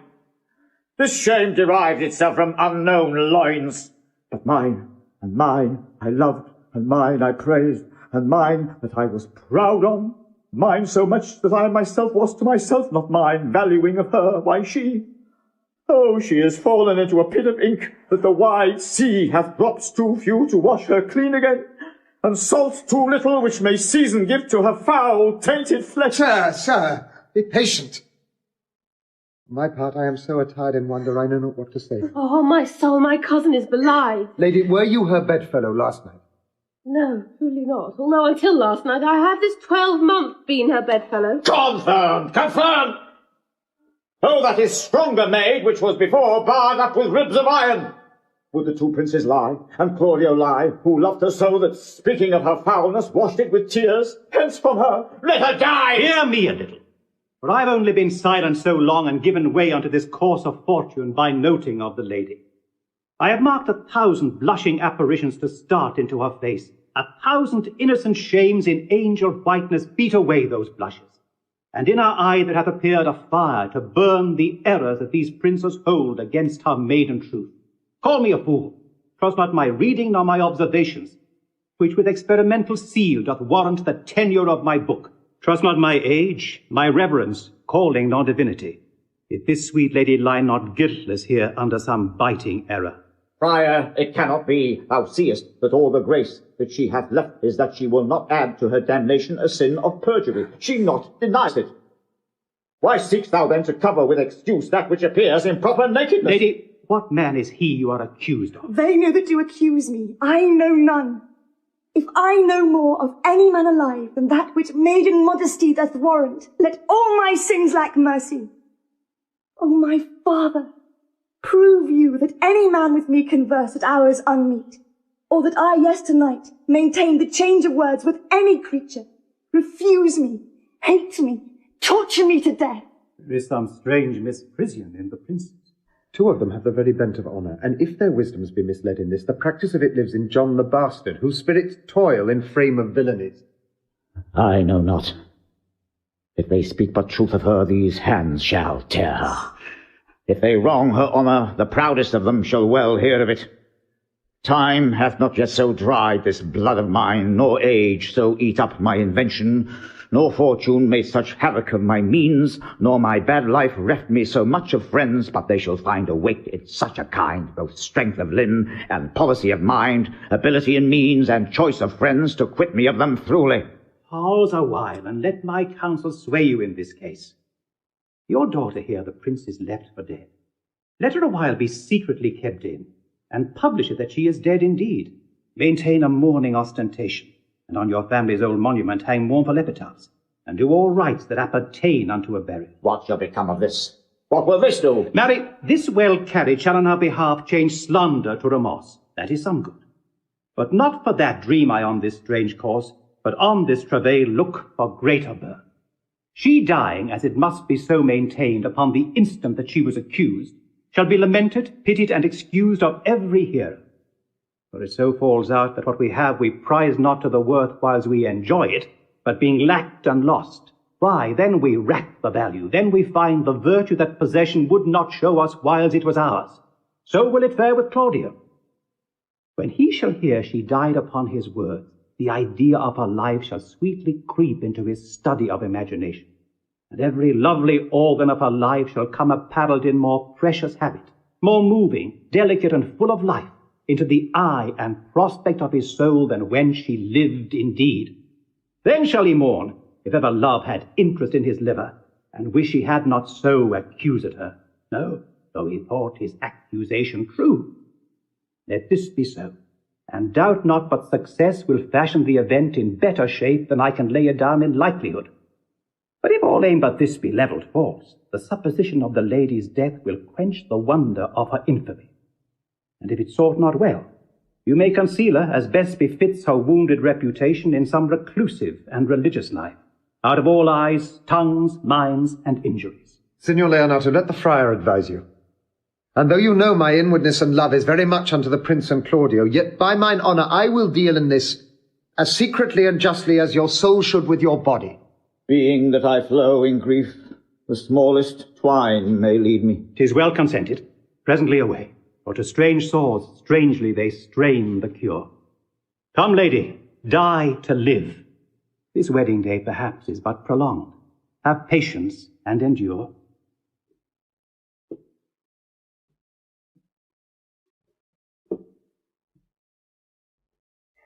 Lady Beatrice, have you wept all this while? Yea, and I will weep a while longer. I will not desire that. You have no reason. I do it freely. Surely I do believe your fair cousin is wronged. Oh, How much might the man deserve of me that would write her? Is there any way to show such friendship? A very even way. But no such friend. May a man do it? It is a man's office, but not yours. I do love nothing in the world so well as you. Is not that strange? As strange as the thing I know not. It were as possible for me to say I love nothing so well as you, but believe me not. And yet I lie not. I confess nothing, nor I deny nothing. I am sorry for my cousin. By my sword, Beatrice, thou lovest me. Do not swear and eat it. And I will swear by it that you love me, and I will make him eat it that says I love not you. Will you not eat your word? With no sauce that can be devised to it, I protest I love thee. Why then, God forgive me. What offence, sweet Beatrice? You have stayed me in a happy hour. I was about to protest I loved you. And do it with all thy heart. I love you with so much of my heart that none is left to protest. Come, bid me do anything for thee. Kill Claudio. What for the wide world? You kill me to deny it. Farewell. Tarry, sweet Beatrice. I am gone, though I am here. There is no love in you. Nay, I pray you, let me go. Beatrice. In faith I will go. We'll be friends first. You dare easier be friends with me than fight with mine enemy. Is Claudio thine enemy? Is he not approved in the height a villain that hath slandered, scorned, dishonoured my kinswoman? Oh, that I were a man. What, bear her in hand until they come to take hands, and then with public accusation, uncovered slander, unmitigated rancour. Oh, God, that I were a man, I would eat his heart in the marketplace. Hear me, Beatrice. Talk with a man out at a window, a proper say. Nay, but Beatrice. Sweet hero, she is wronged, she is slandered, she is undone. Beatrice. Princes and counties. Surely a princely testimony, a goodly count, Count Confect, a sweet gallant, surely. Oh, that I were a man for his sake, or that I had any friend would be a man for my sake. But manhood is melted into curtsies, valour into compliment, and men are only turned into tongue, and trim ones too. He is now as valiant as Hercules that only tells a lie and swears it. I cannot be a man with wishing, therefore I will die a woman with grieving. Tarry, good Beatrice. By this hand I love thee. Use it for my love some other way than swearing by it. Think you in your soul that Count Claudio hath wronged Hero? Yea, as sure as I have a thought or a soul. Enough.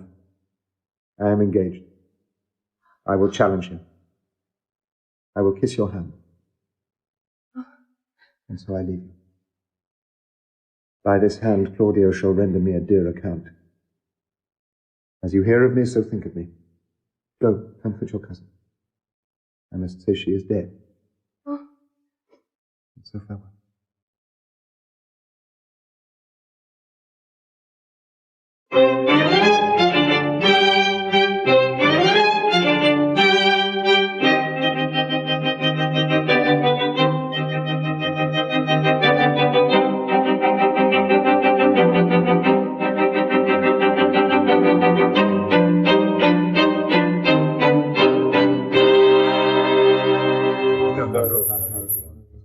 Is our whole assembly appeared? Oh, a stool and a cushion for the sexton. Which be the malefactors? Marry, that am I and my partner. Nay, that's certain. We have the exhibition to examine. But which are the offenders that are to be examined? Let them come before, Master Constable. Yea, marry, let them come before me. What is your name, friend? Borachio. Pray, write down Borachio. Yours, Sirrah? I am a gentleman, sir, and my name is Conrad. Write down Master Gentleman Conrad. Masters, do you serve God? Yea, sir. We hope. Write down that they hope they serve God. And write God first, for God defend that God should go before such villains. Masters, it is proved already that you are little better than false knaves, and it will go near to be thought so shortly. How answer you for your souls? Marry, sir, we say we are not. A marvellous witty fellow, I assure you, but I will go about with him. Come you hither, Sirrah, a word in your ear. Sir, I say to you, it is thought you are false knaves. Sir, I say to you, we are none. Well, stand aside. For God, they are both in the tale. Have you writ down that they are none? Master Constable, you go not the way to examine.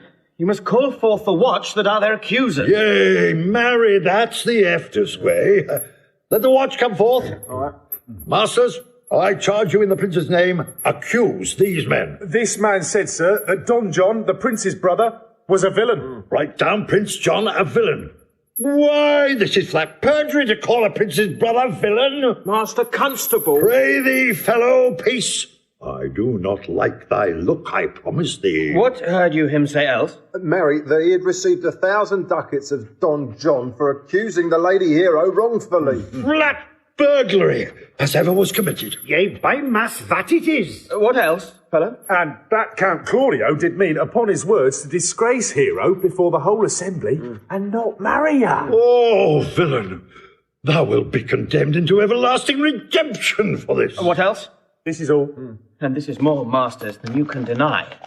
Prince John is this morning secretly stolen away. Hero was in this manner accused, in this very manner refused, and upon the grief of this suddenly died.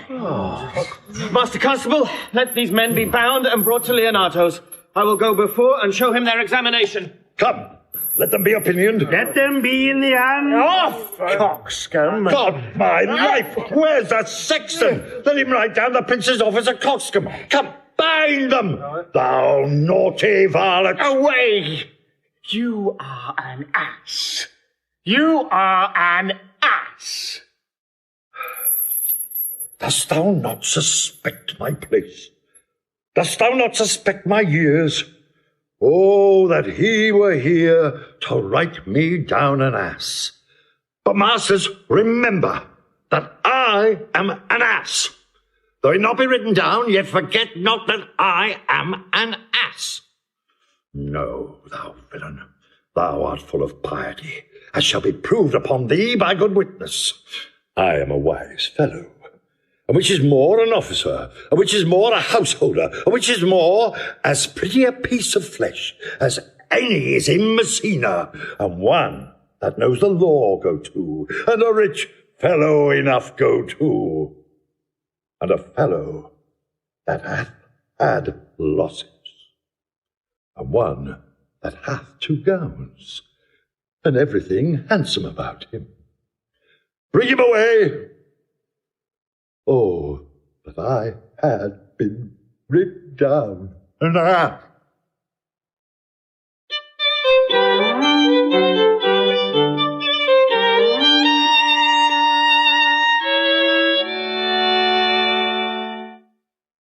If you go on thus, you will kill yourself.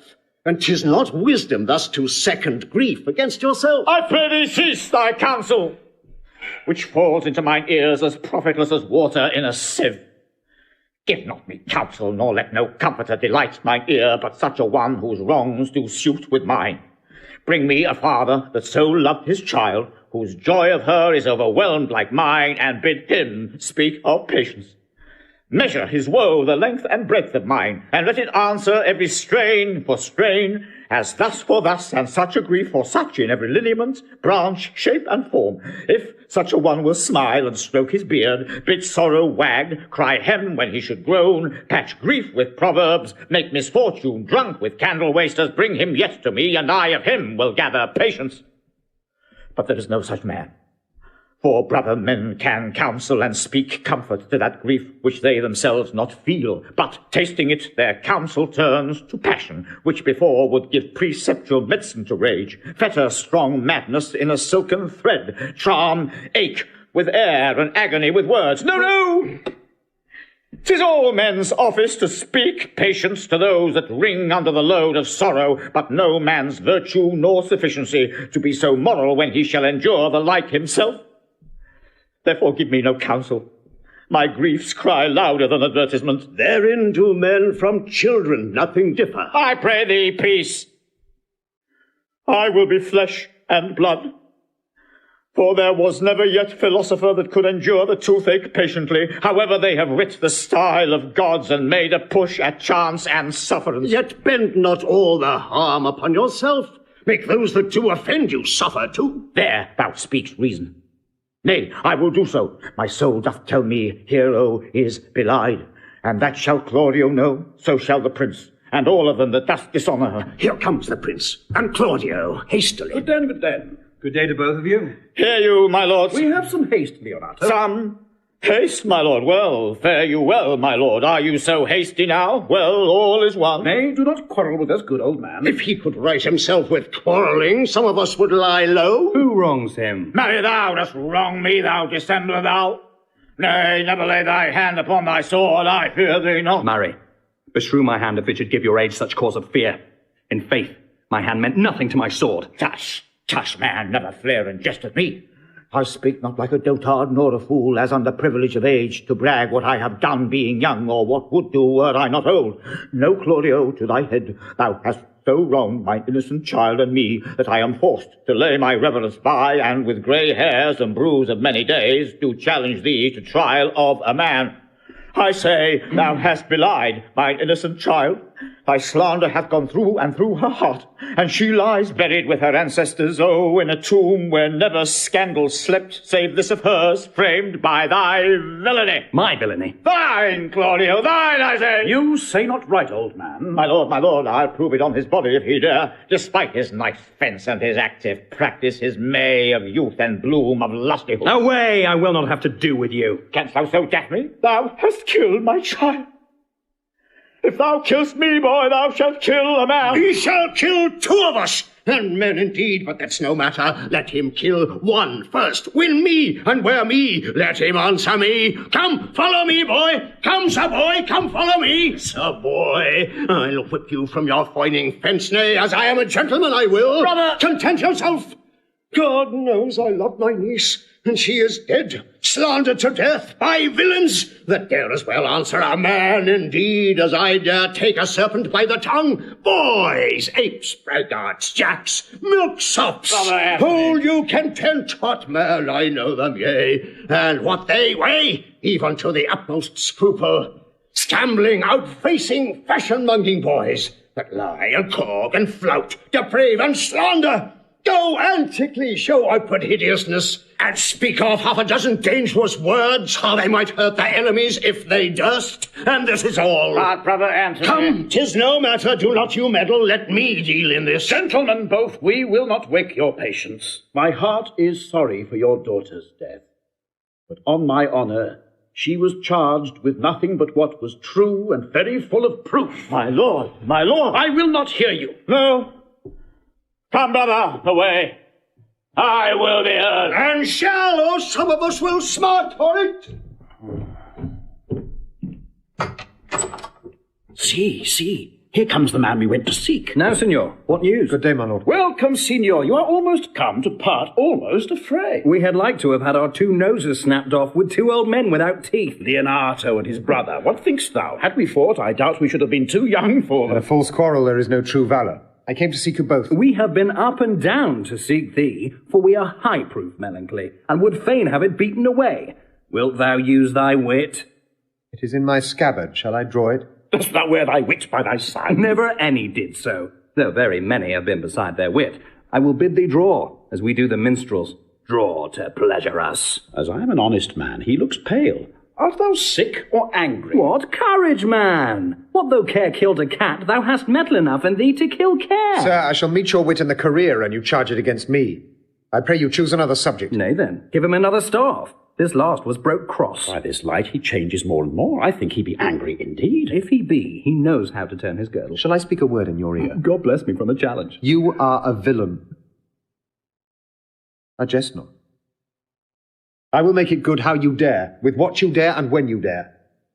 Do me right, or I will protest your cowardice. You have killed a sweet lady, and her death shall fall heavy on you. Let me hear from you. Well, I will meet you. So I may have good cheer. What? A feast, a feast! I'faith, I thank him. He hath bid me to a calf's head and a capon, the which, if I do not carve most curiously, say my knife's naught. Shall I not find a woodcock too? Sir, your wit ambles well, it goes easily. I'll tell thee how Beatrice praised thy wit the other day. I said thou hadst a fine wit. True, said she, a fine little one. No, said I, a great wit. Right, says she, a great gross one. Nay, said I, a good wit. Just, said she, it hurts nobody. Nay, said I, the gentleman is wise. Certain, said she, a wise gentleman. Nay, said I, he hath the tongues. That I believe, said she, for he swore a thing to me on Monday night which he forswore on Tuesday morning. There's a double tongue, there's two tongues. Thus did she an hour together transshape thy particular virtues. Yet at last she concluded with a sigh, thou wast the properest man in Italy. Before the witch she wept heartily and said she cared not. Yea, that she did.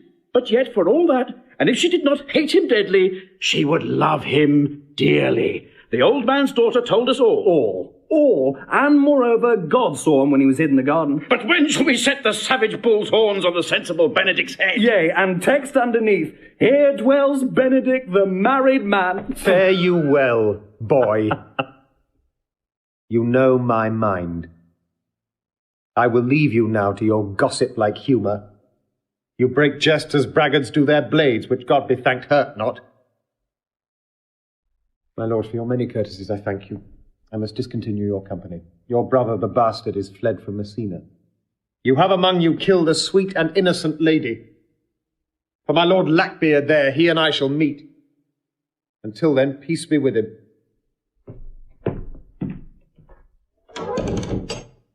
He is in earnest. In most profound earnest. And I'll warrant you for the love of Beatrice. And hath challenged thee. Most sincerely. What a pretty thing man is when he goes in his doublet and hose and leaves off his wit. He is then a giant to an ape, but then is an ape a doctor to such a man. But soft you let me be. Pluck up, my heart, and be sad. Did he not say my brother was fled? Come you, sir. If justice cannot tame you, she shall ne'er weigh more reasons in her balance. Nay, and you be a cursing hypocrite once, you must be looked to. How now? Two of my brother's men bound, Borachio one. Hearken after their offence, my lord. Officers, what offence have these men done? Marry, sir, they have committed false report. Moreover, they have spoken untruths. Secondarily, they are slanders. Sixth and lastly, they have belied a lady. Thirdly, they have verified unjust things, and to conclude, they're lying knaves. First, I ask thee what they have done. Thirdly, I ask thee what's their offence. Sixth and lastly, why they are committed, and to conclude, what you lay to their charge. Rightly reasoned, and in his own division, and by my troth there's one meaning well suited. Who have you offended, masters, that you are thus bound to your answer? This learned constable is too cunning to be understood. What's your offence? Sweet prince, let me go no farther to mine answer. Do you hear me, and let this count kill me? I have deceived even your very eyes. What your wisdoms could not discover, these shallow fools have brought to light, who in the night overheard me confessing to this man how Don John, your brother, incensed me to slander the Lady Hero, how you were brought into the orchard and saw me court Margaret in Hero's garments, how you disgraced her when you should marry her. My villainy they have upon record, which I'd rather seal with my death than repeat over to my shame. The lady is dead upon mine and my master's false accusation, and briefly, I desire nothing but the reward of a villain. Runs not this speech like iron through your blood? I have drunk poison whilst he uttered it. But did my brother set thee on to this? Yea, and paid me richly for the practice of it. He is composed and framed of treachery, and fled he is upon this villainy. Sweet hero, now thy image doth appear in the rare semblance that I loved at first. Come, bring away the plaintiffs. By this time our sexton has reformed Signor Leonato of the matter. And masters, do not forget to specify when time and place shall serve that I am an ass. Here comes Master Signor Leonato, and the sexton too. Which is the villain? Let me see his eyes, that when I note another man like him, I may avoid him. Which of these is he? If you would know your wronger, look on me. Art thou the slave that with thy breath hast killed mine innocent child? Yea, even I alone. No, not so, villain, thou beliest thyself. Here stand a pair of honourable men. A third is fled that had a hand in it. I thank you, princes, for my daughter's death. Record it with your high and worthy deeds. 'Twas bravely done, if you bethink you of it. I know not how to pray your patience, yet I must speak. Choose your revenge yourself. Impose me to what penance your invention can lay upon my sin. Yet sinned I not, but in mistaking. By my soul, nor I. And yet, to satisfy this good old man, I would bend under any heavy weight that he'll enjoin me to. I cannot bid you bid my daughter live. That were impossible. But I pray you both, possess the people in Messina here, how innocent she died. And if your love can labour aught in sad invention, hang her an epitaph upon her tomb, and sing it to her bones. Sing it tonight. Tomorrow morning come you to my house, and since you could not be my son-in-law, be yet my nephew. My brother hath a daughter, almost a copy of my child that's dead, and she alone is heir to both of us. Give her the right you should have given her cousin, and so dies my revenge. O noble sir, your overkindness doth wring tears from me. I do embrace your offer, and dispose for henceforth of poor Claudio. Tomorrow, then, I will expect your coming. Tonight I take my leave. This naughty man shall face to face be brought to Margaret, who I believe was packed in all this wrong, hired to it by your brother. No, by my soul, she was not. Nor knew not what she did when she spoke to me, but always hath been just and virtuous in anything that I do know by her. Moreover, sir, which indeed is not under white and black, this plaintiff here, the offender, did call me ass. I beseech you, let it be remembered in his punishment. And also the watch heard them talk of one deformed. They say he wears a key in his ear, and a lock hanging by it, and borrows money in God's name, the which he hath used so long and never paid, that now men grow hard-hearted, and will lend nothing for God's sake.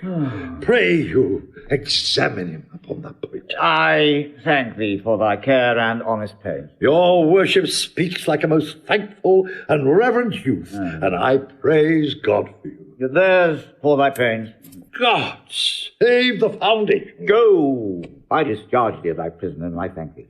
I leave an hour knave with your worship, which I beseech your worship to correct yourself, the example of others. God keep your worship. I wish your worship well. God restore you to health. I humbly give you leave to depart. And if a merry meeting may be wished, God prohibit it. Come, neighbour. Until tomorrow morning, lords, farewell. Farewell, my lords. We look for you tomorrow. We will not fail. Tonight, I'll mourn with Hero. Bring you these fellows on. We'll talk with Margaret how her acquaintance grew with this lewd fellow.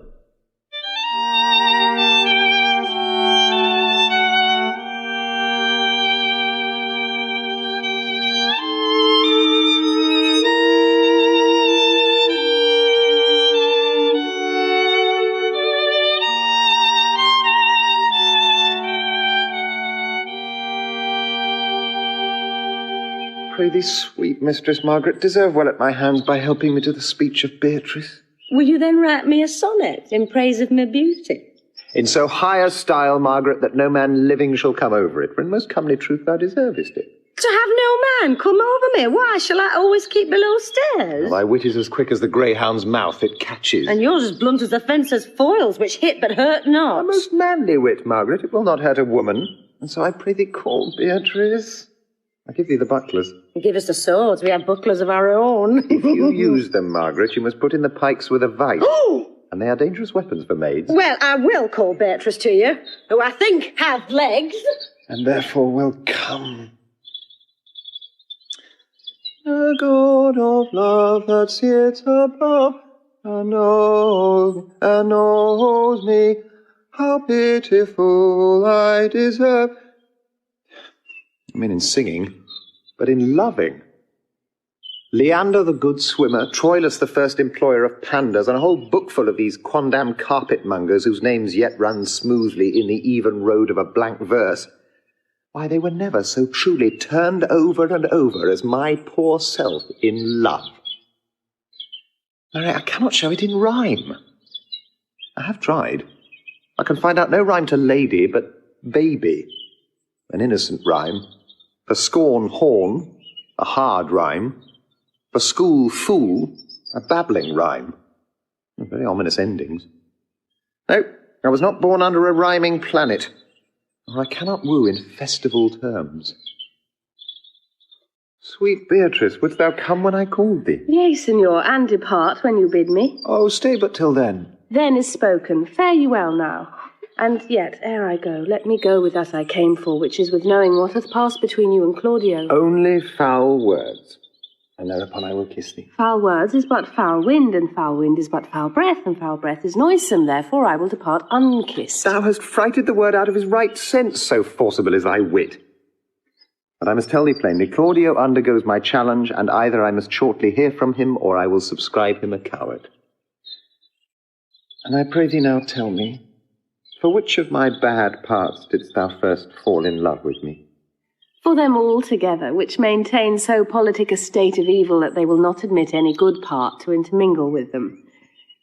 But for which of my good parts did you first suffer love for me? Suffer love, a good epithet. I do suffer love indeed, for I love thee against my will. In spite of your heart, I think. Alas, poor heart! If you spite it for my sake, I will spite it for yours, for I will never love that which my friend hates. Thou and I are too wise to woo peaceably. It appears not in this confession. There's not one wise man among 20 that will praise himself. An old instance, Beatrice, that lived in the time of good neighbours. If a man do not erect in this age his own tomb ere he dies, he shall live no longer in monument than the bell rings and the widow weeps. And how long is that, think you? Question, why? An hour in clamour and a quarter in room. Therefore it is most expedient for the wise, if Don Worm his conscience find no impediment to the contrary, to be the trumpet of his own virtues, as I am to myself.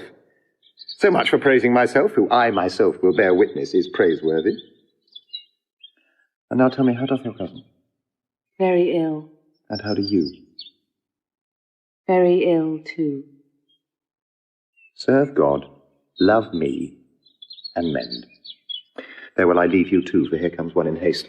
Madam, you must come to your uncle, yonder's old coil at home. It is proved my lady Hero hath been falsely accused, the prince and Claudio mightily abused, and Don John is the author of all, who is fled and gone. Will you come presently? Will you go hear this news, signor? I will live in thy heart, die in thy lap, and be buried in thy eyes. And moreover, I will go with thee to thy uncle's.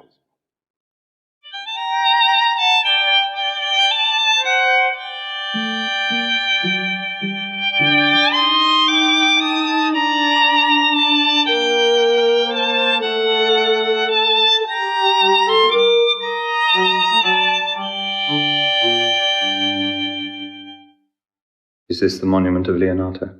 It is, my lord. Done to death by slanderous tongues was the hero that here lies. Death in guerdon of her wrongs gives her fame, which never dies. So the life that died with shame lives in death with glorious fame. Hang thou there upon the tomb, praising her when I am done. Now, music, sound, and sing your solemn hymn. Ardent goddess of the night, those that slew thy virgin night, for the which with songs of woe round about her tomb they go.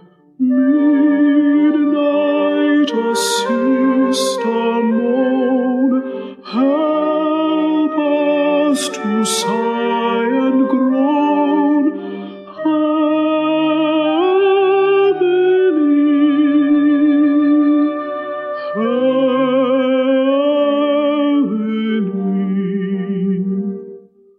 Graves yawn and yield your dead, till death be uttered.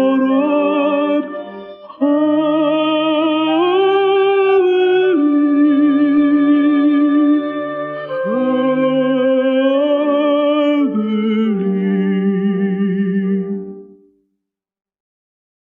unto thy bones.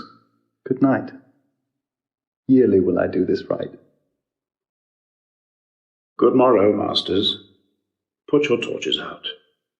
The wolves have prayed, and look, the gentle day before the wheels of Phoebus round about dapples the drowsy east with spots of grey.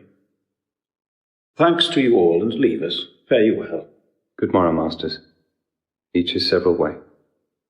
Come, let us hence, and put on other weeds. And then to Leonato's we will go.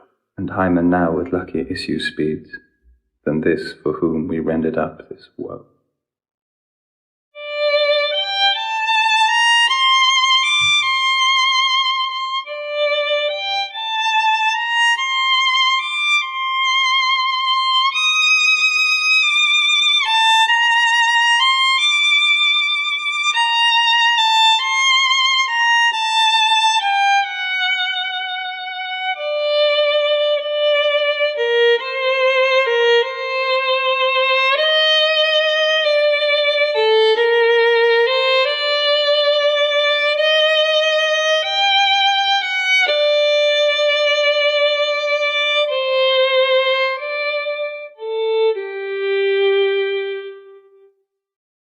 Did I not tell you she was innocent? So are the Prince and Claudio, who accused her upon the error that you heard debated. But Margaret was in some fault for this, although against her will, as it appears in the true course of all the questions. Well, I am glad that all things sort so well. So am I, being else by faith enforced to call young Claudio to a reckoning for it. Well, daughter, and you, gentlewomen all, withdraw into a chamber by yourselves, and when I send for you, come hither masked. The Prince and Claudio promised by this hour to visit me. You know your office, brother. You must be father to your brother's daughter, and give her to young Claudio. Which I will do with confirmed countenance. Friar, I must entreat your pains, I think. To do what, Signor? To bind me, or undo me, one of them. Signor Leonato, truth it is, good Signor, your niece regards me with an eye of favour. That I, my daughter, lent her, 'tis most true.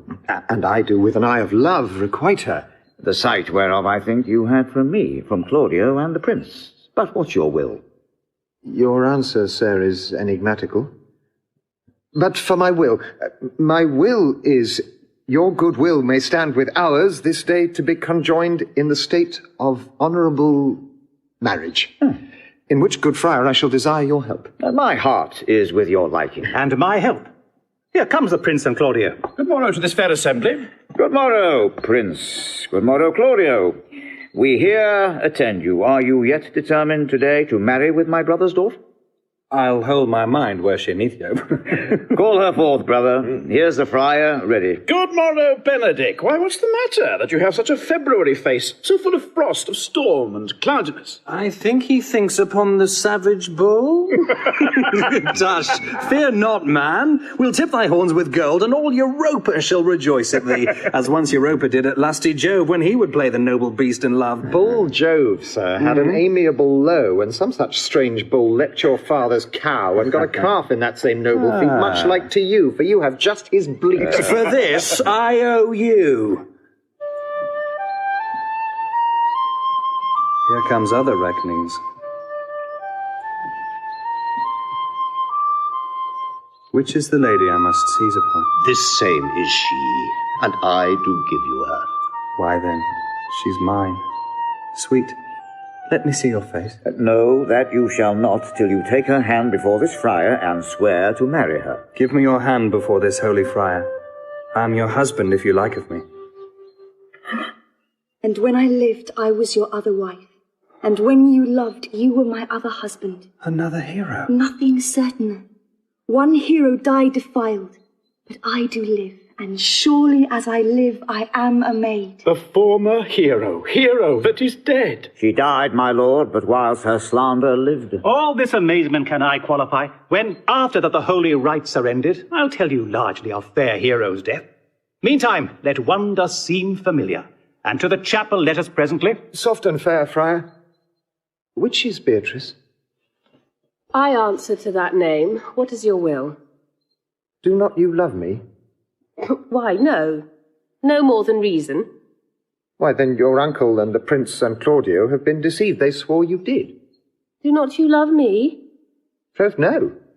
No more than reason. Why, then my cousin, Margaret, and Ursula are much deceived, for they did swear you did. They swore that you were almost sick for me. They swore that you were well nigh dead for me. 'Tis no such matter.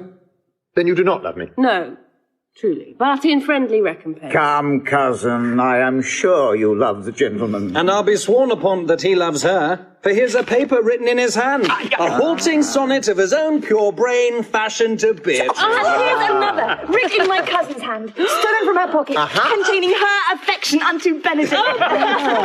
A miracle. Here's our own hands against our hearts.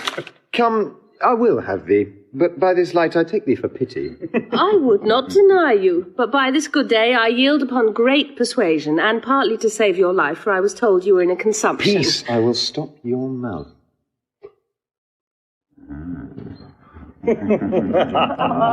How dost thou, Benedick, the married man? I'll tell thee what, Prince. A college of wit-crackers cannot flout me out of my humour. Dost thou think I care for a satire or an epigram? No. If a man will be beaten with brains, I shall wear nothing handsome about him. In brief, since I do purpose to marry, I will think nothing to any purpose that the world can say against it, and therefore never flout at me for what I have said against it. For man is a giddy thing, and this is my conclusion. For thy part, Claudio, I did think to have beaten thee, but in that thou art like to be my kinsman, live unbruised and love my cousin. I had well hoped thou wouldst have denied, Beatrice, that I might have cudgelled thee out of thy single life to make thee a double dealer, which out of question thou wilt be if my cousin do not look exceeding narrowly to thee. Come, we are friends. Let's have a dance ere we're married, that we may lighten our own hearts on our wives' heels. We'll have dancing afterwards. First, on my word. Therefore play music. Prince, thou art sad. Get thee a wife. Get thee a wife. There is no staff more reverent than one tipped with horn. My lord, your brother John is ta'en in flight and brought with armoured men back to Messina. Think not on him till tomorrow. I'll devise thee brave punishments for him. Strike up, pipers!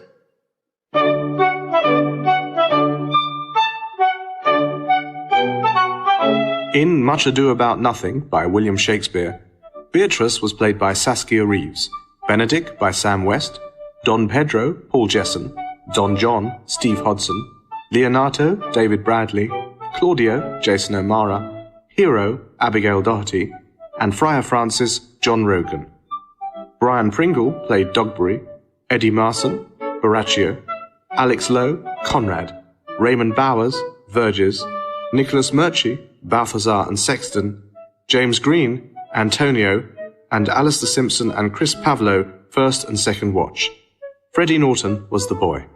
Other parts were played by members of the cast. The musicians were on cello, Tim Gill, Sean Bell and Penny Bradshaw. Violas, Julia Knight, Ralph Ellers and Scott Dickinson. On violins, Anne Criscuolo, Nicolene Kramwinkel, Gina McCormack and Suzanne Stanzerlight. Flute, Kirsten Spratt, and vocals, Ronald Sam. The music was composed and conducted by Dominique Legendre. Much Ado About Nothing was directed by Clive Brill.